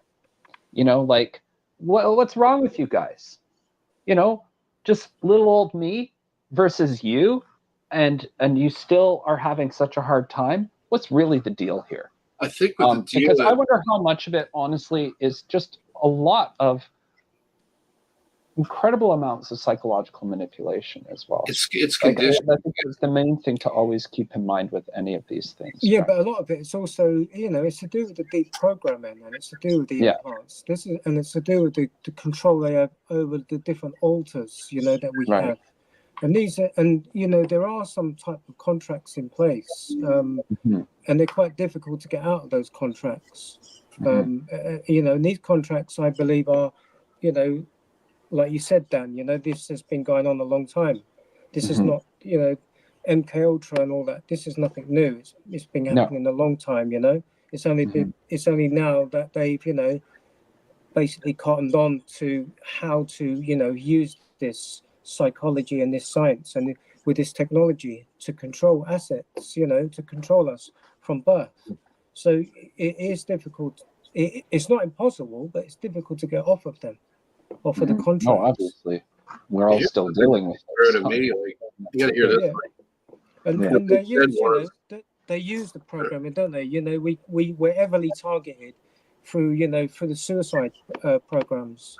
I mean, whenever I do a podcast and speak about it, literally a day or 2 days later, I'm at the brink of, if I had one, putting a shotgun in my mouth and shooting myself.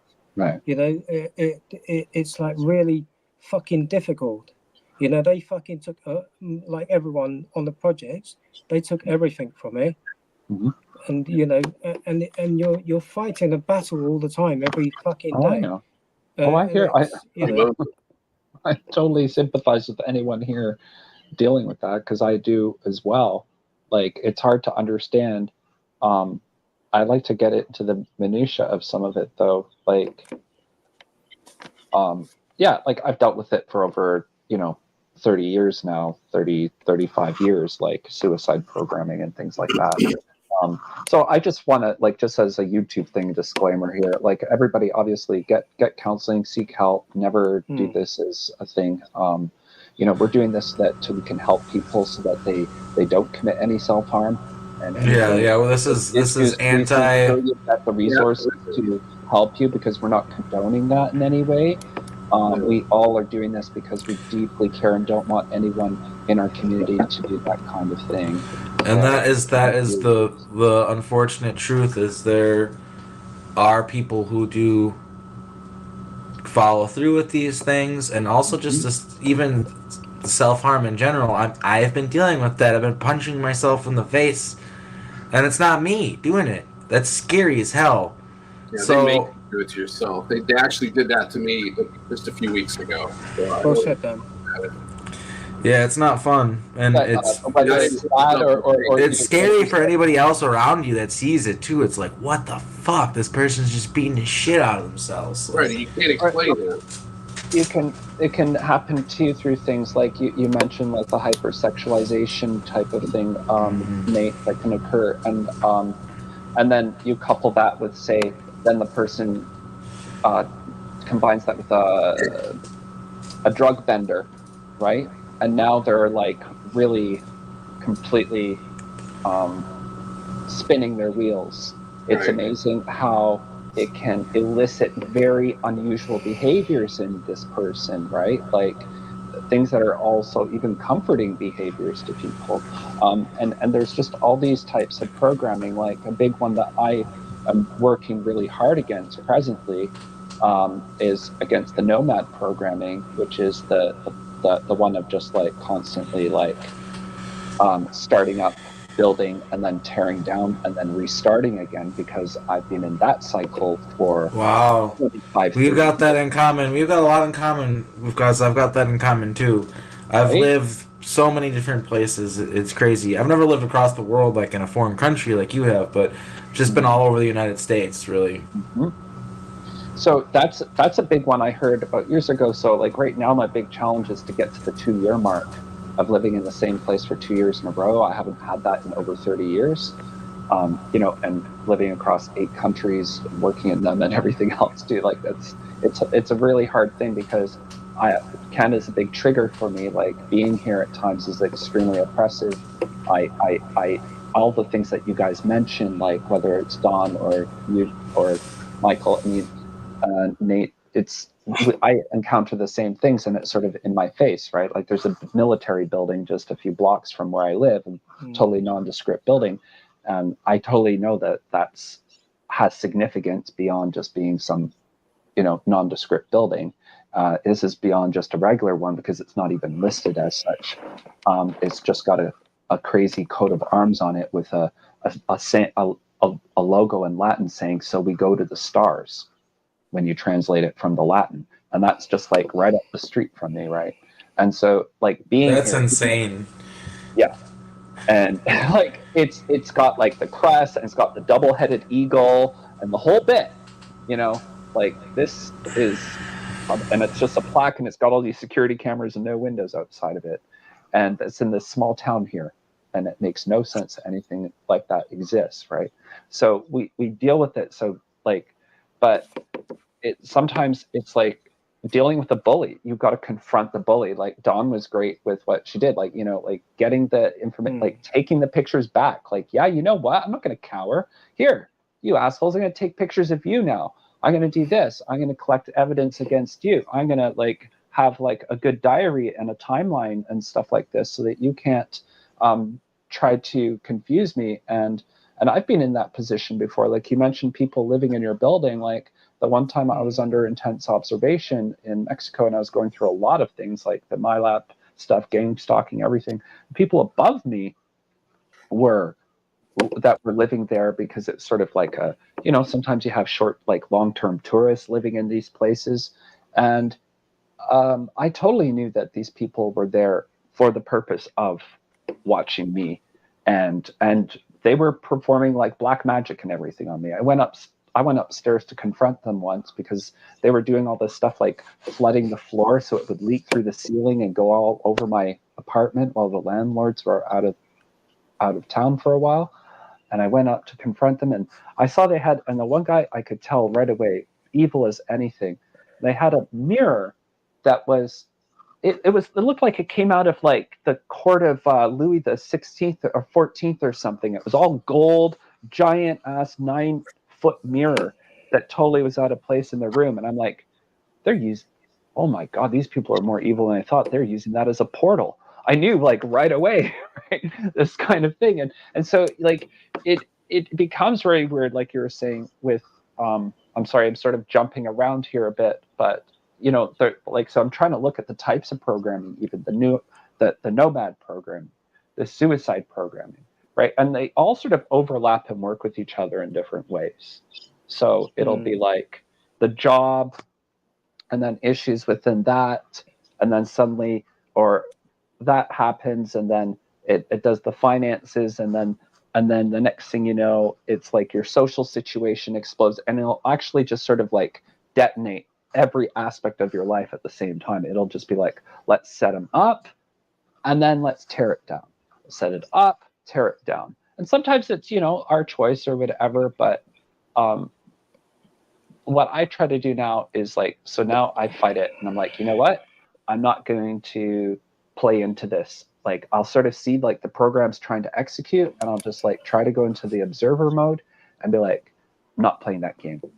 Not playing that game, right? Like if it's even if it's the self-harm one, like when I get blasted sometimes, it'll be so bad, it's not just that feeling. The thought will repeat sometimes as much as like 5 times a second. In 1 second, it will repeat. It'll just go boom, boom, boom, boom, boom, boom, boom, boom, boom, boom, boom, boom. And it's like that for like sometimes hours, days, with barely a break. It'll just keep going on and on and on. And you're just like, wow. Like, yeah, they told me to shut up for 2 days. All I heard was shut up, shut up, shut up, shut up, shut up, shut up. Was this recent, Dawn? No, this was when I was being really heavily targeted. It was just like shut up, shut up, shut up, and I was like, holy shit, man, shut up. And you think that's V2K probably? Oh yeah. Yeah, most likely. Like, yeah, they did that to my dad. So talking about this, and this is kind of hard to talk about, but my dad actually did follow through with the Omega programming at one point. And so my family came home to him on the ground. He had done the whole to his neck, and he survived. He survived. So he survived miraculously after the incident, and that's the specific one that I get, Arkheim. It's specifically the Masonic ear-to-ear thing. Yeah, that's what it was. That's what and that image will be repeated like constantly. It's like what he told me. So doing that kind of message. And I asked him about it, which is kind of hard to talk about, but I asked him about it later on in life, and I was pretty young when this happened, so I didn't really understand what was going on very well. I fortunately didn't see it, they made sure I didn't see it. But he told me that everything went red, and that demons were talking to him, and he said that they were saying over and over again that if he didn't kill himself, they would kill his family. And I don't know, there's a tapping noise going on somewhere. Yeah, they're at it again. I get that telephone too. Yeah, so it's just very real, the Omega programming, and he really did follow through, and it was a miracle that he survived, and that was a traumatizing experience for my brother, because my brother did find him. It was my brother who found him. And so again, and to know that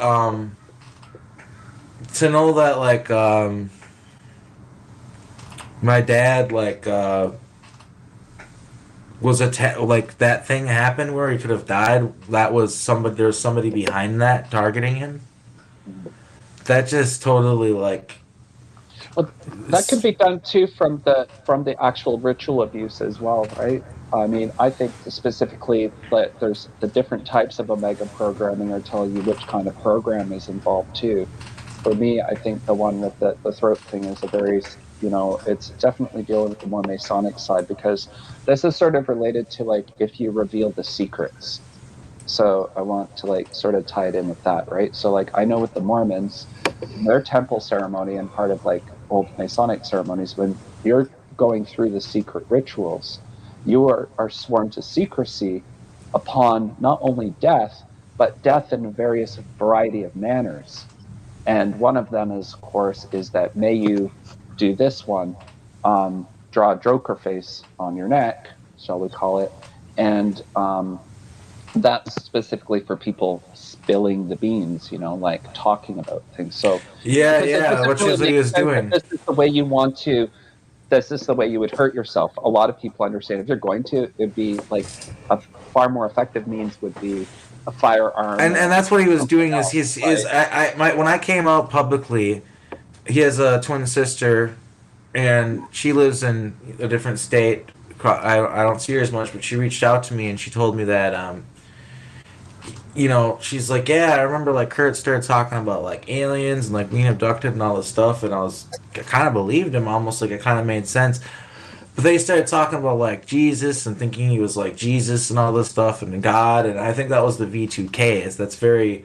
They'll start putting voices Religious in your head. programming is really big when they try to do this preemptive programming, this like debunking thing. Yeah, they'll redeploy it into the religion for a while. Yeah, so he got really into God for a while, and then and just all sorts of kind of loony. Well, to be perfectly fair, I mean, my dad, he's pretty mellow, pretty with it, but for a long time, he wasn't very grounded in reality because of what he went through. You know what I mean? Like constantly having his feet in the door of other realities and talking to people who aren't there and things like this. So it's been, I guess I learned a lot from it though through my father, and he's my hero. Really, to be honest with you, because like he's still with us today, and he's one of the most kind and compassionate people that I know. And this is the fake dad, but he raised me. You know what I mean? So he's my dad for us in this life, right? Whether it's manufactured or not or whatever. I'm just being technical when I say that. I consider my mom, whether she was my daughter from a time mission or whatever, I consider her my mom. You know what I mean? Like I call yeah. Have they heard you say this about them? I mean, how do they relate to? Because I've always wondered about that. Oh yeah, I told my mom, and she's just like, I don't really understand it, but I believe you. And my dad, he just kind of knows like that he's all known all this stuff already, so he's not really shocked by it. And especially when you show them the picture of Carl Emmerman, the guy who is technically my biological father. Like I mean, he looks like my dad a lot. He looks like a wood. Like it's eerie to see his photo, and it's kind of undeniable. Like pretty much everybody that sees that photo agrees that it's probably the closest thing to evidence that like hardcore like proof that I have is how much this guy looks like me, which and people say I should do a DNA test, which I do wonder about, but with all the weird shit that they can do, like who's to say that it will be accurate? If what I mean? You'll get the actual results. Exactly. So that's kind of one of the reasons why I've never even done it, is because it's like, who am I to believe that it's actually going to be accurate if I do it? So I don't know. I am interested, but getting them to test that and get an answer. Because like Penny's like convinced like if I took a biological test to figure out where it come from, it'd come back and say she's my mom. But I don't think it works that way. You know what I mean? No, just like they lie about your blood group. They're definitely going to lie about your DNA, right? Yeah. Like a lot of people don't even know their correct blood type because they'll lie about that. No, fortunately, I know mine because mine happened outside of country. So, but I bet if I did it in Canada, they wouldn't have let me know. So if you need a transfusion, they better get it right. I mean, one of the things that happened to me in regards to triggering for me is recently having a chat with a programmer who was taunting me about when they took me as a young child and did what they did to me to try to split my mind and disassociate, so they tried to sexually shame me in telling me that they'll send me the images what they've taken from the films of when they filmed me being basically abused as a child. So I find that's quite heavily triggering for me, and that's when I get these these type of thoughts and you want to self-harm, but it's a constant battle to fight it and to refuse to do what they want you to do, and and it is also to do with because you're talking, because you're sharing this information with others, as I said, not just in our communities, but outside of them, and getting this information out. But the targeting does come heavily after you've spoken out. But like Dawn and everyone else here, you refuse to give in to that because you're you want to do something right. There's a lot of things that we've done on these projects and programs that's obviously not not good, but but we've not had no choice in that really, but we can do a lot of good with by getting this information out. But I mean, recently when they were telling me this, they were telling me, if you enter into a relationship, because I'm single, if you enter into a relationship, we will get that person and we will do something to that person if you continue to speak, or if you don't come back to this sodding project that they want me to come back to. So it's all these threats. But at one time I said to them, well, you know where I live, don't you? And they went, going, yeah. And they said, well, let's meet at a certain time. And I said, but I know you're not going to turn up, are you? And they never did, because it's like what you did, Ark. When you confront him. Yeah, sometimes it's like that. And one of the things that they've been saying to me lately for a while, a couple of months now, is they said, we want you to try to fix things with what? We want you to get it out of your system. We want you to figure out that no matter what, and sorry about the feedback, it's because of this microphone and this laptop I'm having issues. I can actually hear it. But what I'm saying is that they want me to explore every avenue I can to save my marriage, so that they can prove to me that it isn't possible and that they're in control. And that's one of the things that they've done. And I frankly, I believe them that it's probably too badly, it's too badly gone at this point to fix it. I don't know where to start. And if I had a fair opportunity, it would involve them not being involved at all. And that would be probably easier. But at this point, I don't know. I'm too fucked up, and my life's too messed up, and I don't know what my future is. And they hold all the cards, and if I want to fight them, then I may as well get ready to to live in a car or something. So I'll probably lose everything. But they've turned the screws to me all the way. I mean, it really can't get a whole hell of a lot worse at this point. And I just, I live one day to the next is the way I do this now. And, I'm partially numb, but I'm overly emotionally damaged and constantly crying and stuff about it. But at the same time, I just can't bring myself to even try to fix things with my wife, because it's like I'm conditioned to know that if I try, they'll ruin it. Yeah, well, that's part of the frustrating things, why it's leading people to have this ideation and other things, right? Yeah, well, they don't want me to hurt myself, and that's the funny thing. They don't want that anymore. They want me to stay here, give them another 20. No, but what I'm saying is it's normal to elicit that in you, right? What's that? Anyway. Well, sorry, what did you say, Dan? Through going back and forth. Yeah, I'm just trying to think of it, because it's very dire in that way, and I mean, I'm interested too in things that you guys have found as effective tools in fighting back and blasting back against it at times, because we obviously have had to do it multiple times, and I feel for you, Nate, because it's like you rarely get a glimmer of hope coming in, and I think whatever we can do to share in terms of ways of strengthening our spirit and our resolve with each other would be a good thing to talk in terms of practical things, because we could go on all day about the types of things that are done in that, which is good. It's good to be aware and not feel alone, but it is important we do those things too, because all I know is when you go to touch the void burns like, but it's a cold kind of burn.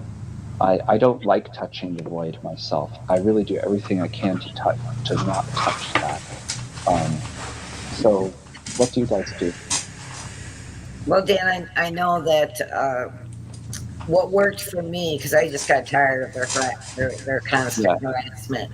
And I was like, they've got to be plugging in somehow. There's got to be some kind of way that they're plugging in. So what I did was I got the idea that it was my chakras. It had to be my chakras. And so I laid down on the bed and I started to meditate, went into meditation. And then what I did was completely flipped my chakras around. I put the red one at the top and the orange one and then the yellow one and the green one and, you know, on and on. And when I got to the end, I heard, no, don't. And then it was over. And then this huge electrical shock went through my body. It's so pronounced that I actually came up off of the bed, but I didn't hear them anymore. Mm-hmm. They had no more control that way. So that was one. I've taken, like I said, I've taken pictures. I don't take their threats. If they threaten me and if they come onto my property or around my family, and I know their energy signatures, so I know when it's them, you know, and not when it's just like the person's destiny or whatever. I immediately respond back by attacking them.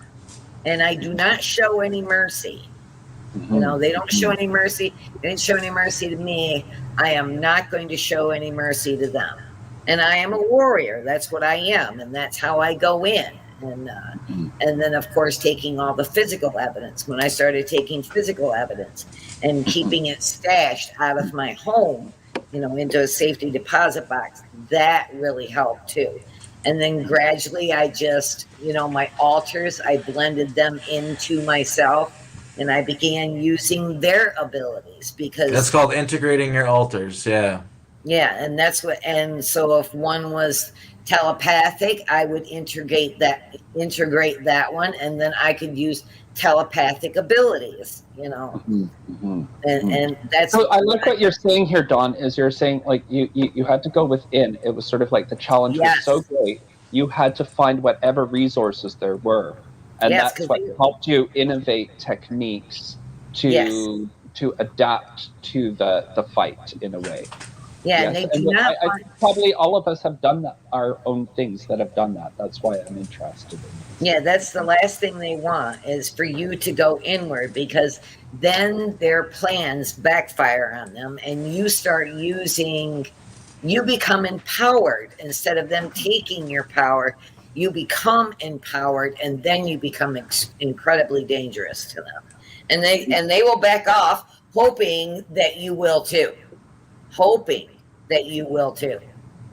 One of their strategies against that is to put you in a compromised situation and then offer you things so that you see them as the way out or the solution to the situation that they put you in. And they can be very persuasive in what they do to you and how they do it to where, you know, like in my situation, God, I hate this feedback. It's like trying to talk on the phone when the NSA's messaging. They play my voice back to me. But what they're trying to do is they're basically just using it as a leveraging tool against you. They want you to, you know, to conform and so. And I got to stop. It's really hard for me to listen to myself talking. I know what you're saying, though, Nate. It's a good point. The situation engineering. Doing that. He's got the bullshit today. Akeem, when you mute, Nate doesn't echo any longer. Well, I'll make sure to mute when I'm not talking then. Sorry about that. That's all right. They're screwing with everybody. I couldn't sign in. You know, you're having problems. I have no webcam. Who knows? I was like majorly triggered earlier. I'm sorry for leaving the way I did, but it was just better than like putting it on camera. I just had to reset myself there. Would you like to talk about it a little bit? I mean, it's just like all I know is like if I'm just like getting like extremely, I'll just see something like it's just like Michael's trying to say like so I'm always trying to like analyze it so to understand it better, right? It's just like how sometimes the self-harm stuff will come out of the blue. You can be going from a perfectly good spot in your life. Oh yeah. And then and sometimes you can even sense it a day or two before it even happens. And then it just boom. And you're in the bog all over again. And I hate that because I'm like, damn it, I'm actually working really hard at, you know, enjoying my life right now and having gratitude and vibing high in that, and then it can still come and hit, especially after doing these kinds of things like we're doing now, helping people. So just, yeah, I just wanted to say that. I found too, though, that sometimes it's like when we're not feeling well, sometimes the best thing to do is to go out and help others. And so for me, actually, one of the things that helps me raise my own vibe is by working on helping others with some of their issues. And it gives me confidence as well. Like, oh, I do have worth in other people's lives. So my life has significance.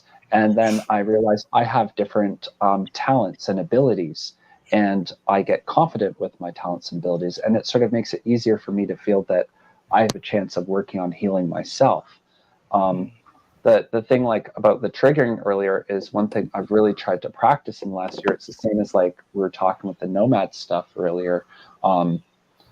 It's just like if I have a really strong compulsion that doesn't seem characteristic of the time, then I know that's sort of like an attack, right? Like, why is this so strong? And it's really hard because it's just like how hormones disguise our feelings and thoughts. Like we could have, like, let's say we had a hormonal imbalance in some way.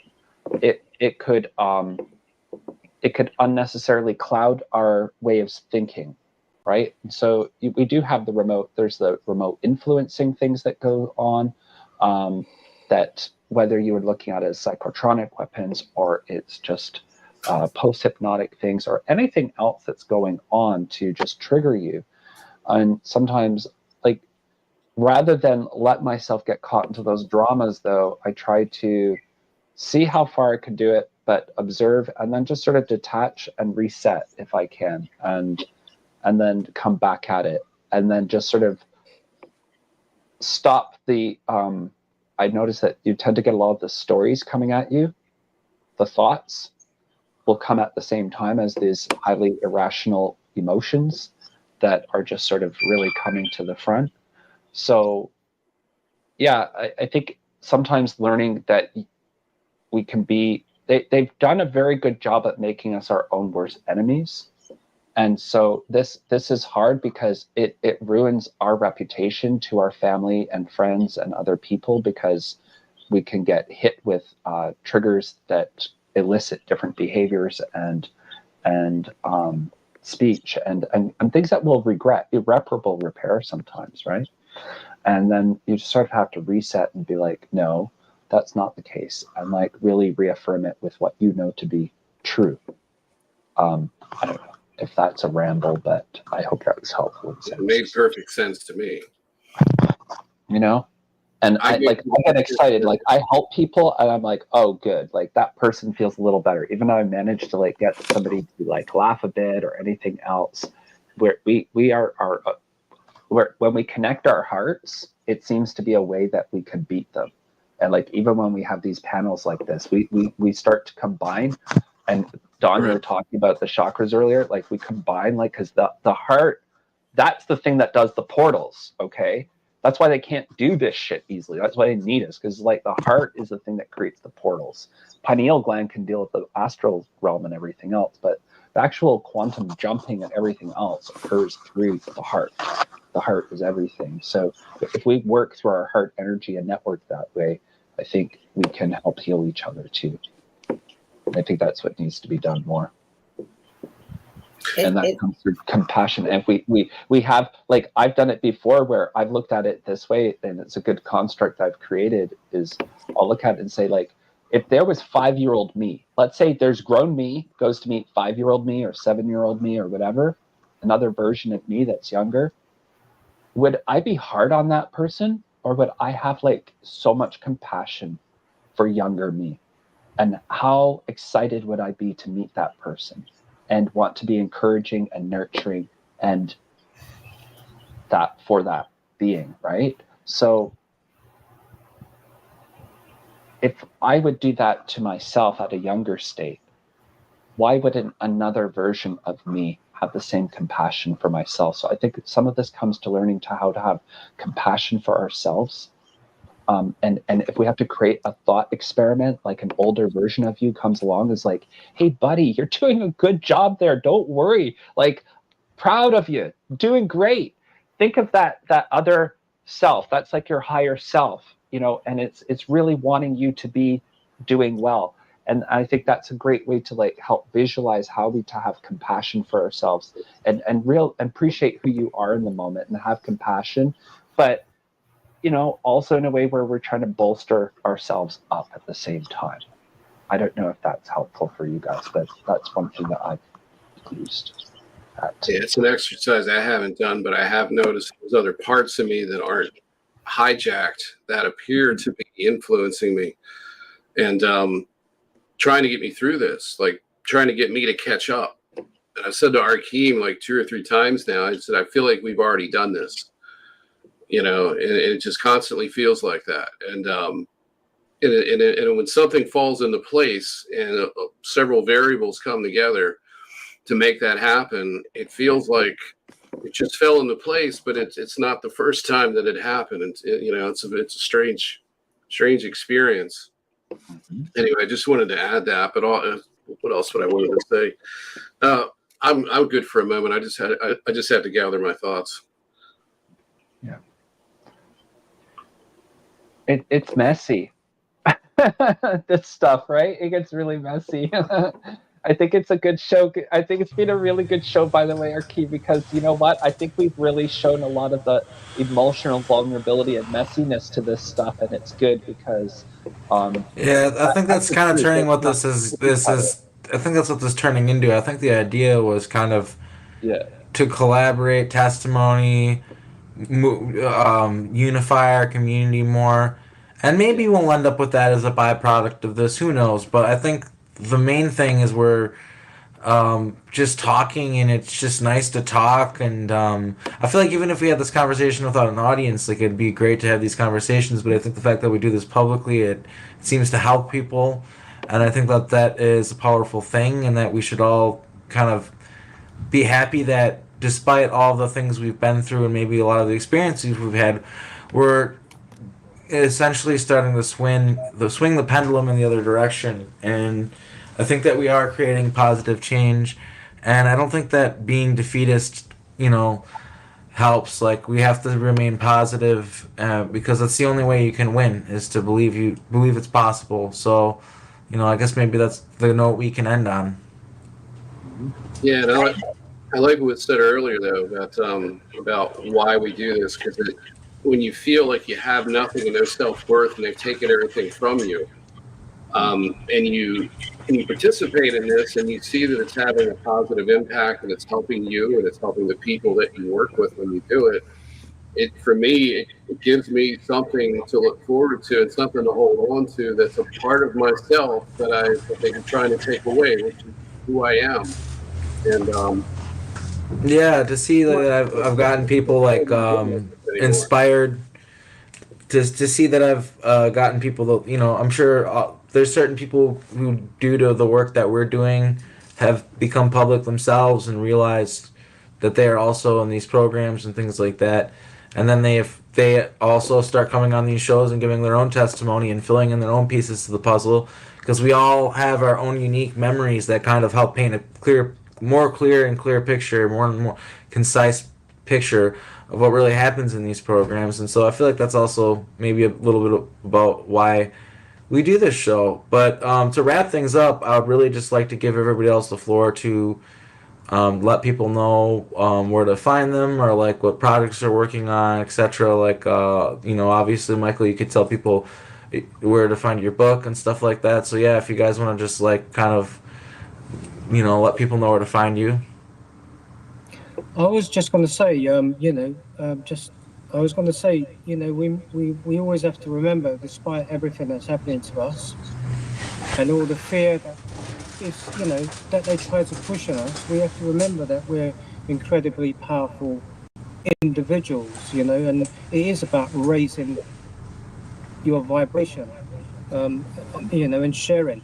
I mean, some people have said to me, to go onto these programs, you've got to be weak. This is the reason they choose you, but that's not the case. The people that are in the SSP and the super soldier futuristic programs, they're incredibly strong individuals. Yeah, you have to be. And this is the reason why they choose us, and this is this is the information that we got to continuously share with others to show them that you are that you are incredibly strong, and they are actually afraid of us. I mean, if you have somebody who wants to control you, surely that means they're afraid of you, because you wouldn't need all this control otherwise. And that's something always to remember. Yeah, I think that's an important point, and I really enjoyed. Like they got all the resources ever, they still can't do it. It's so the pathetic. evil takes deception in order to get cooperation. No one wants to do that except for some individuals, but not us. And they have to lie and deceive and mind control us to do this horrible shit to each other and everyone else. I'm so grateful to the TIs that first came out, and to Nate to ask me to speak publicly, because if it hadn't been for their bravery, I would have gone absolutely batshit crazy by now, because I did not have any idea what was happening to me. I knew something was, and I knew it was out. It was outside of myself, and but I just couldn't believe that people were going through this much trouble for me. And so that means that we are incredibly strong, because if they can take us down, we are the front line for the human race. If they can take us down, then the rest of the people they'll be a piece of cake. They just, but we've got the will, the intelligence, the gifts, and they're trying to take us down, and that's the reason. It's because we are incredibly strong and incredibly gifted. I mean, that's true, Dawn, because I believe with disclosure will come through our communities, and we are the front line, really, that will play a big part in bringing these arseholes down. They're not as strong as what they think they are. No. They use the art of war. They conceal themselves in that. But the best way really to deal with them is to learn about your enemy. Yep. In order to break them. If you've got if you've got soldiers, running towards a castle, so to speak, the best way to beat that enemy is to watch what they do, what their strengths are, what their weaknesses are. This is the art of war, and this is the way you'll get through their armor, and destroy them. And each one of us are bringing each of us are contributing to this, and the war. There is a war going on, and we're not the ones that are going to lose it. Well, I do truly believe that we will eventually win. Yeah, I feel that. Excuse me. I feel the same way. It's just a matter of when and how much suffering from right now to then we're going to have to endure. Maybe a bit more. The great thing though is now for them to maintain control, they have to overplay their hand. Okay, and as they overplay their hand, they become more obvious. As they become more obvious, we get even more and more of the normies to even wake up to the situation that they wouldn't otherwise look at. So this is how they end up getting taken down eventually, right? They tried to do, in the past few years, they tried to do 30, 50 years of social engineering in 2 or 3 years, and it was just too obvious to a large part of the population. Yeah, they got some people or whatever, but that's what's happening. And so us being able to maintain our integrity, to be able to share our wisdom with each other, and new people coming into the truth is important. And they're just going to continue to be in desperation mode. I mean, it's quite amazing, right? Like, we can have fun even watching the current election. I mean, the whole thing's such a clown show that it's just making it more and more obvious the P. Diddy things, all these things are making it more and more obvious. This is to break, we can't talk about the depth of the problem really going on until people can get used to the idea of, people can accept the idea of P. Diddy or Epstein and understand these things go mainstream. It's a little bit easier to get into the bigger stuff when that comes down the road. But we have to take some baby steps in order to bridge the public mind, just like we had to go through some of those in order to get to the places we're at currently. And that it's a matter of, it's siege warfare. We have to hold out as long as we can, is the real key. But we will, Dan, we're not going to give in, we're My patience is endless, therefore I always win. Exactly, we're not going to give in to these. I mean, they can throw out, and they have done, since our childhoods, thrown all this shit at us. But, we're still here now. We're still talking. We're still resisting them. And we're not going to give in. And we will bloody well win. Oh, yeah. Stubbornness is a great quality to have. Like we were saying earlier, I'm just so stubborn about it. It's just like, no, I just refuse until I see you guys lose. That's all it comes down to.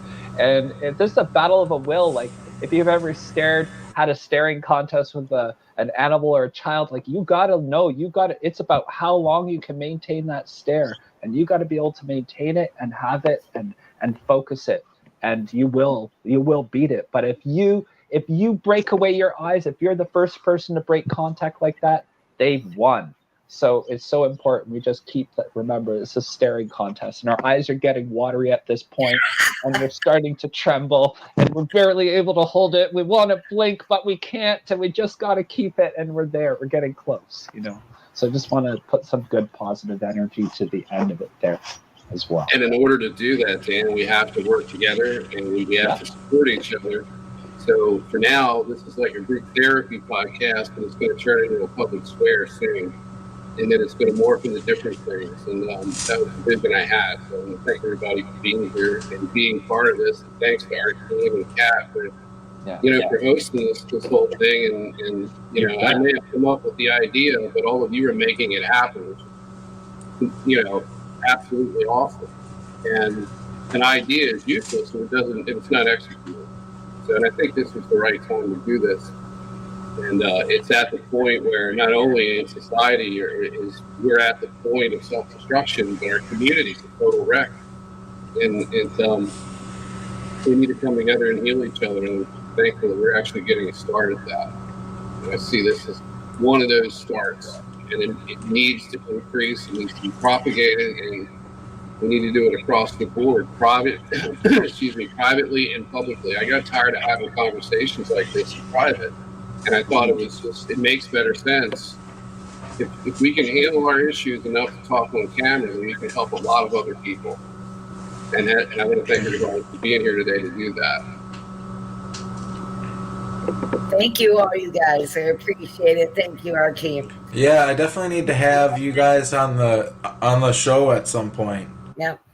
Like that would be really nice to have Michael and Don separately for an interview. That would be really nice. We'll have to get in contact. We'll have to have Nate send your info to me or something like that. But yeah, thank you everyone for being here, and thank you to the audience. We're gonna end things now, and we'll be back next Wednesday with another show. So take care, everyone. Bye. All right, I'll see you guys later. Take care.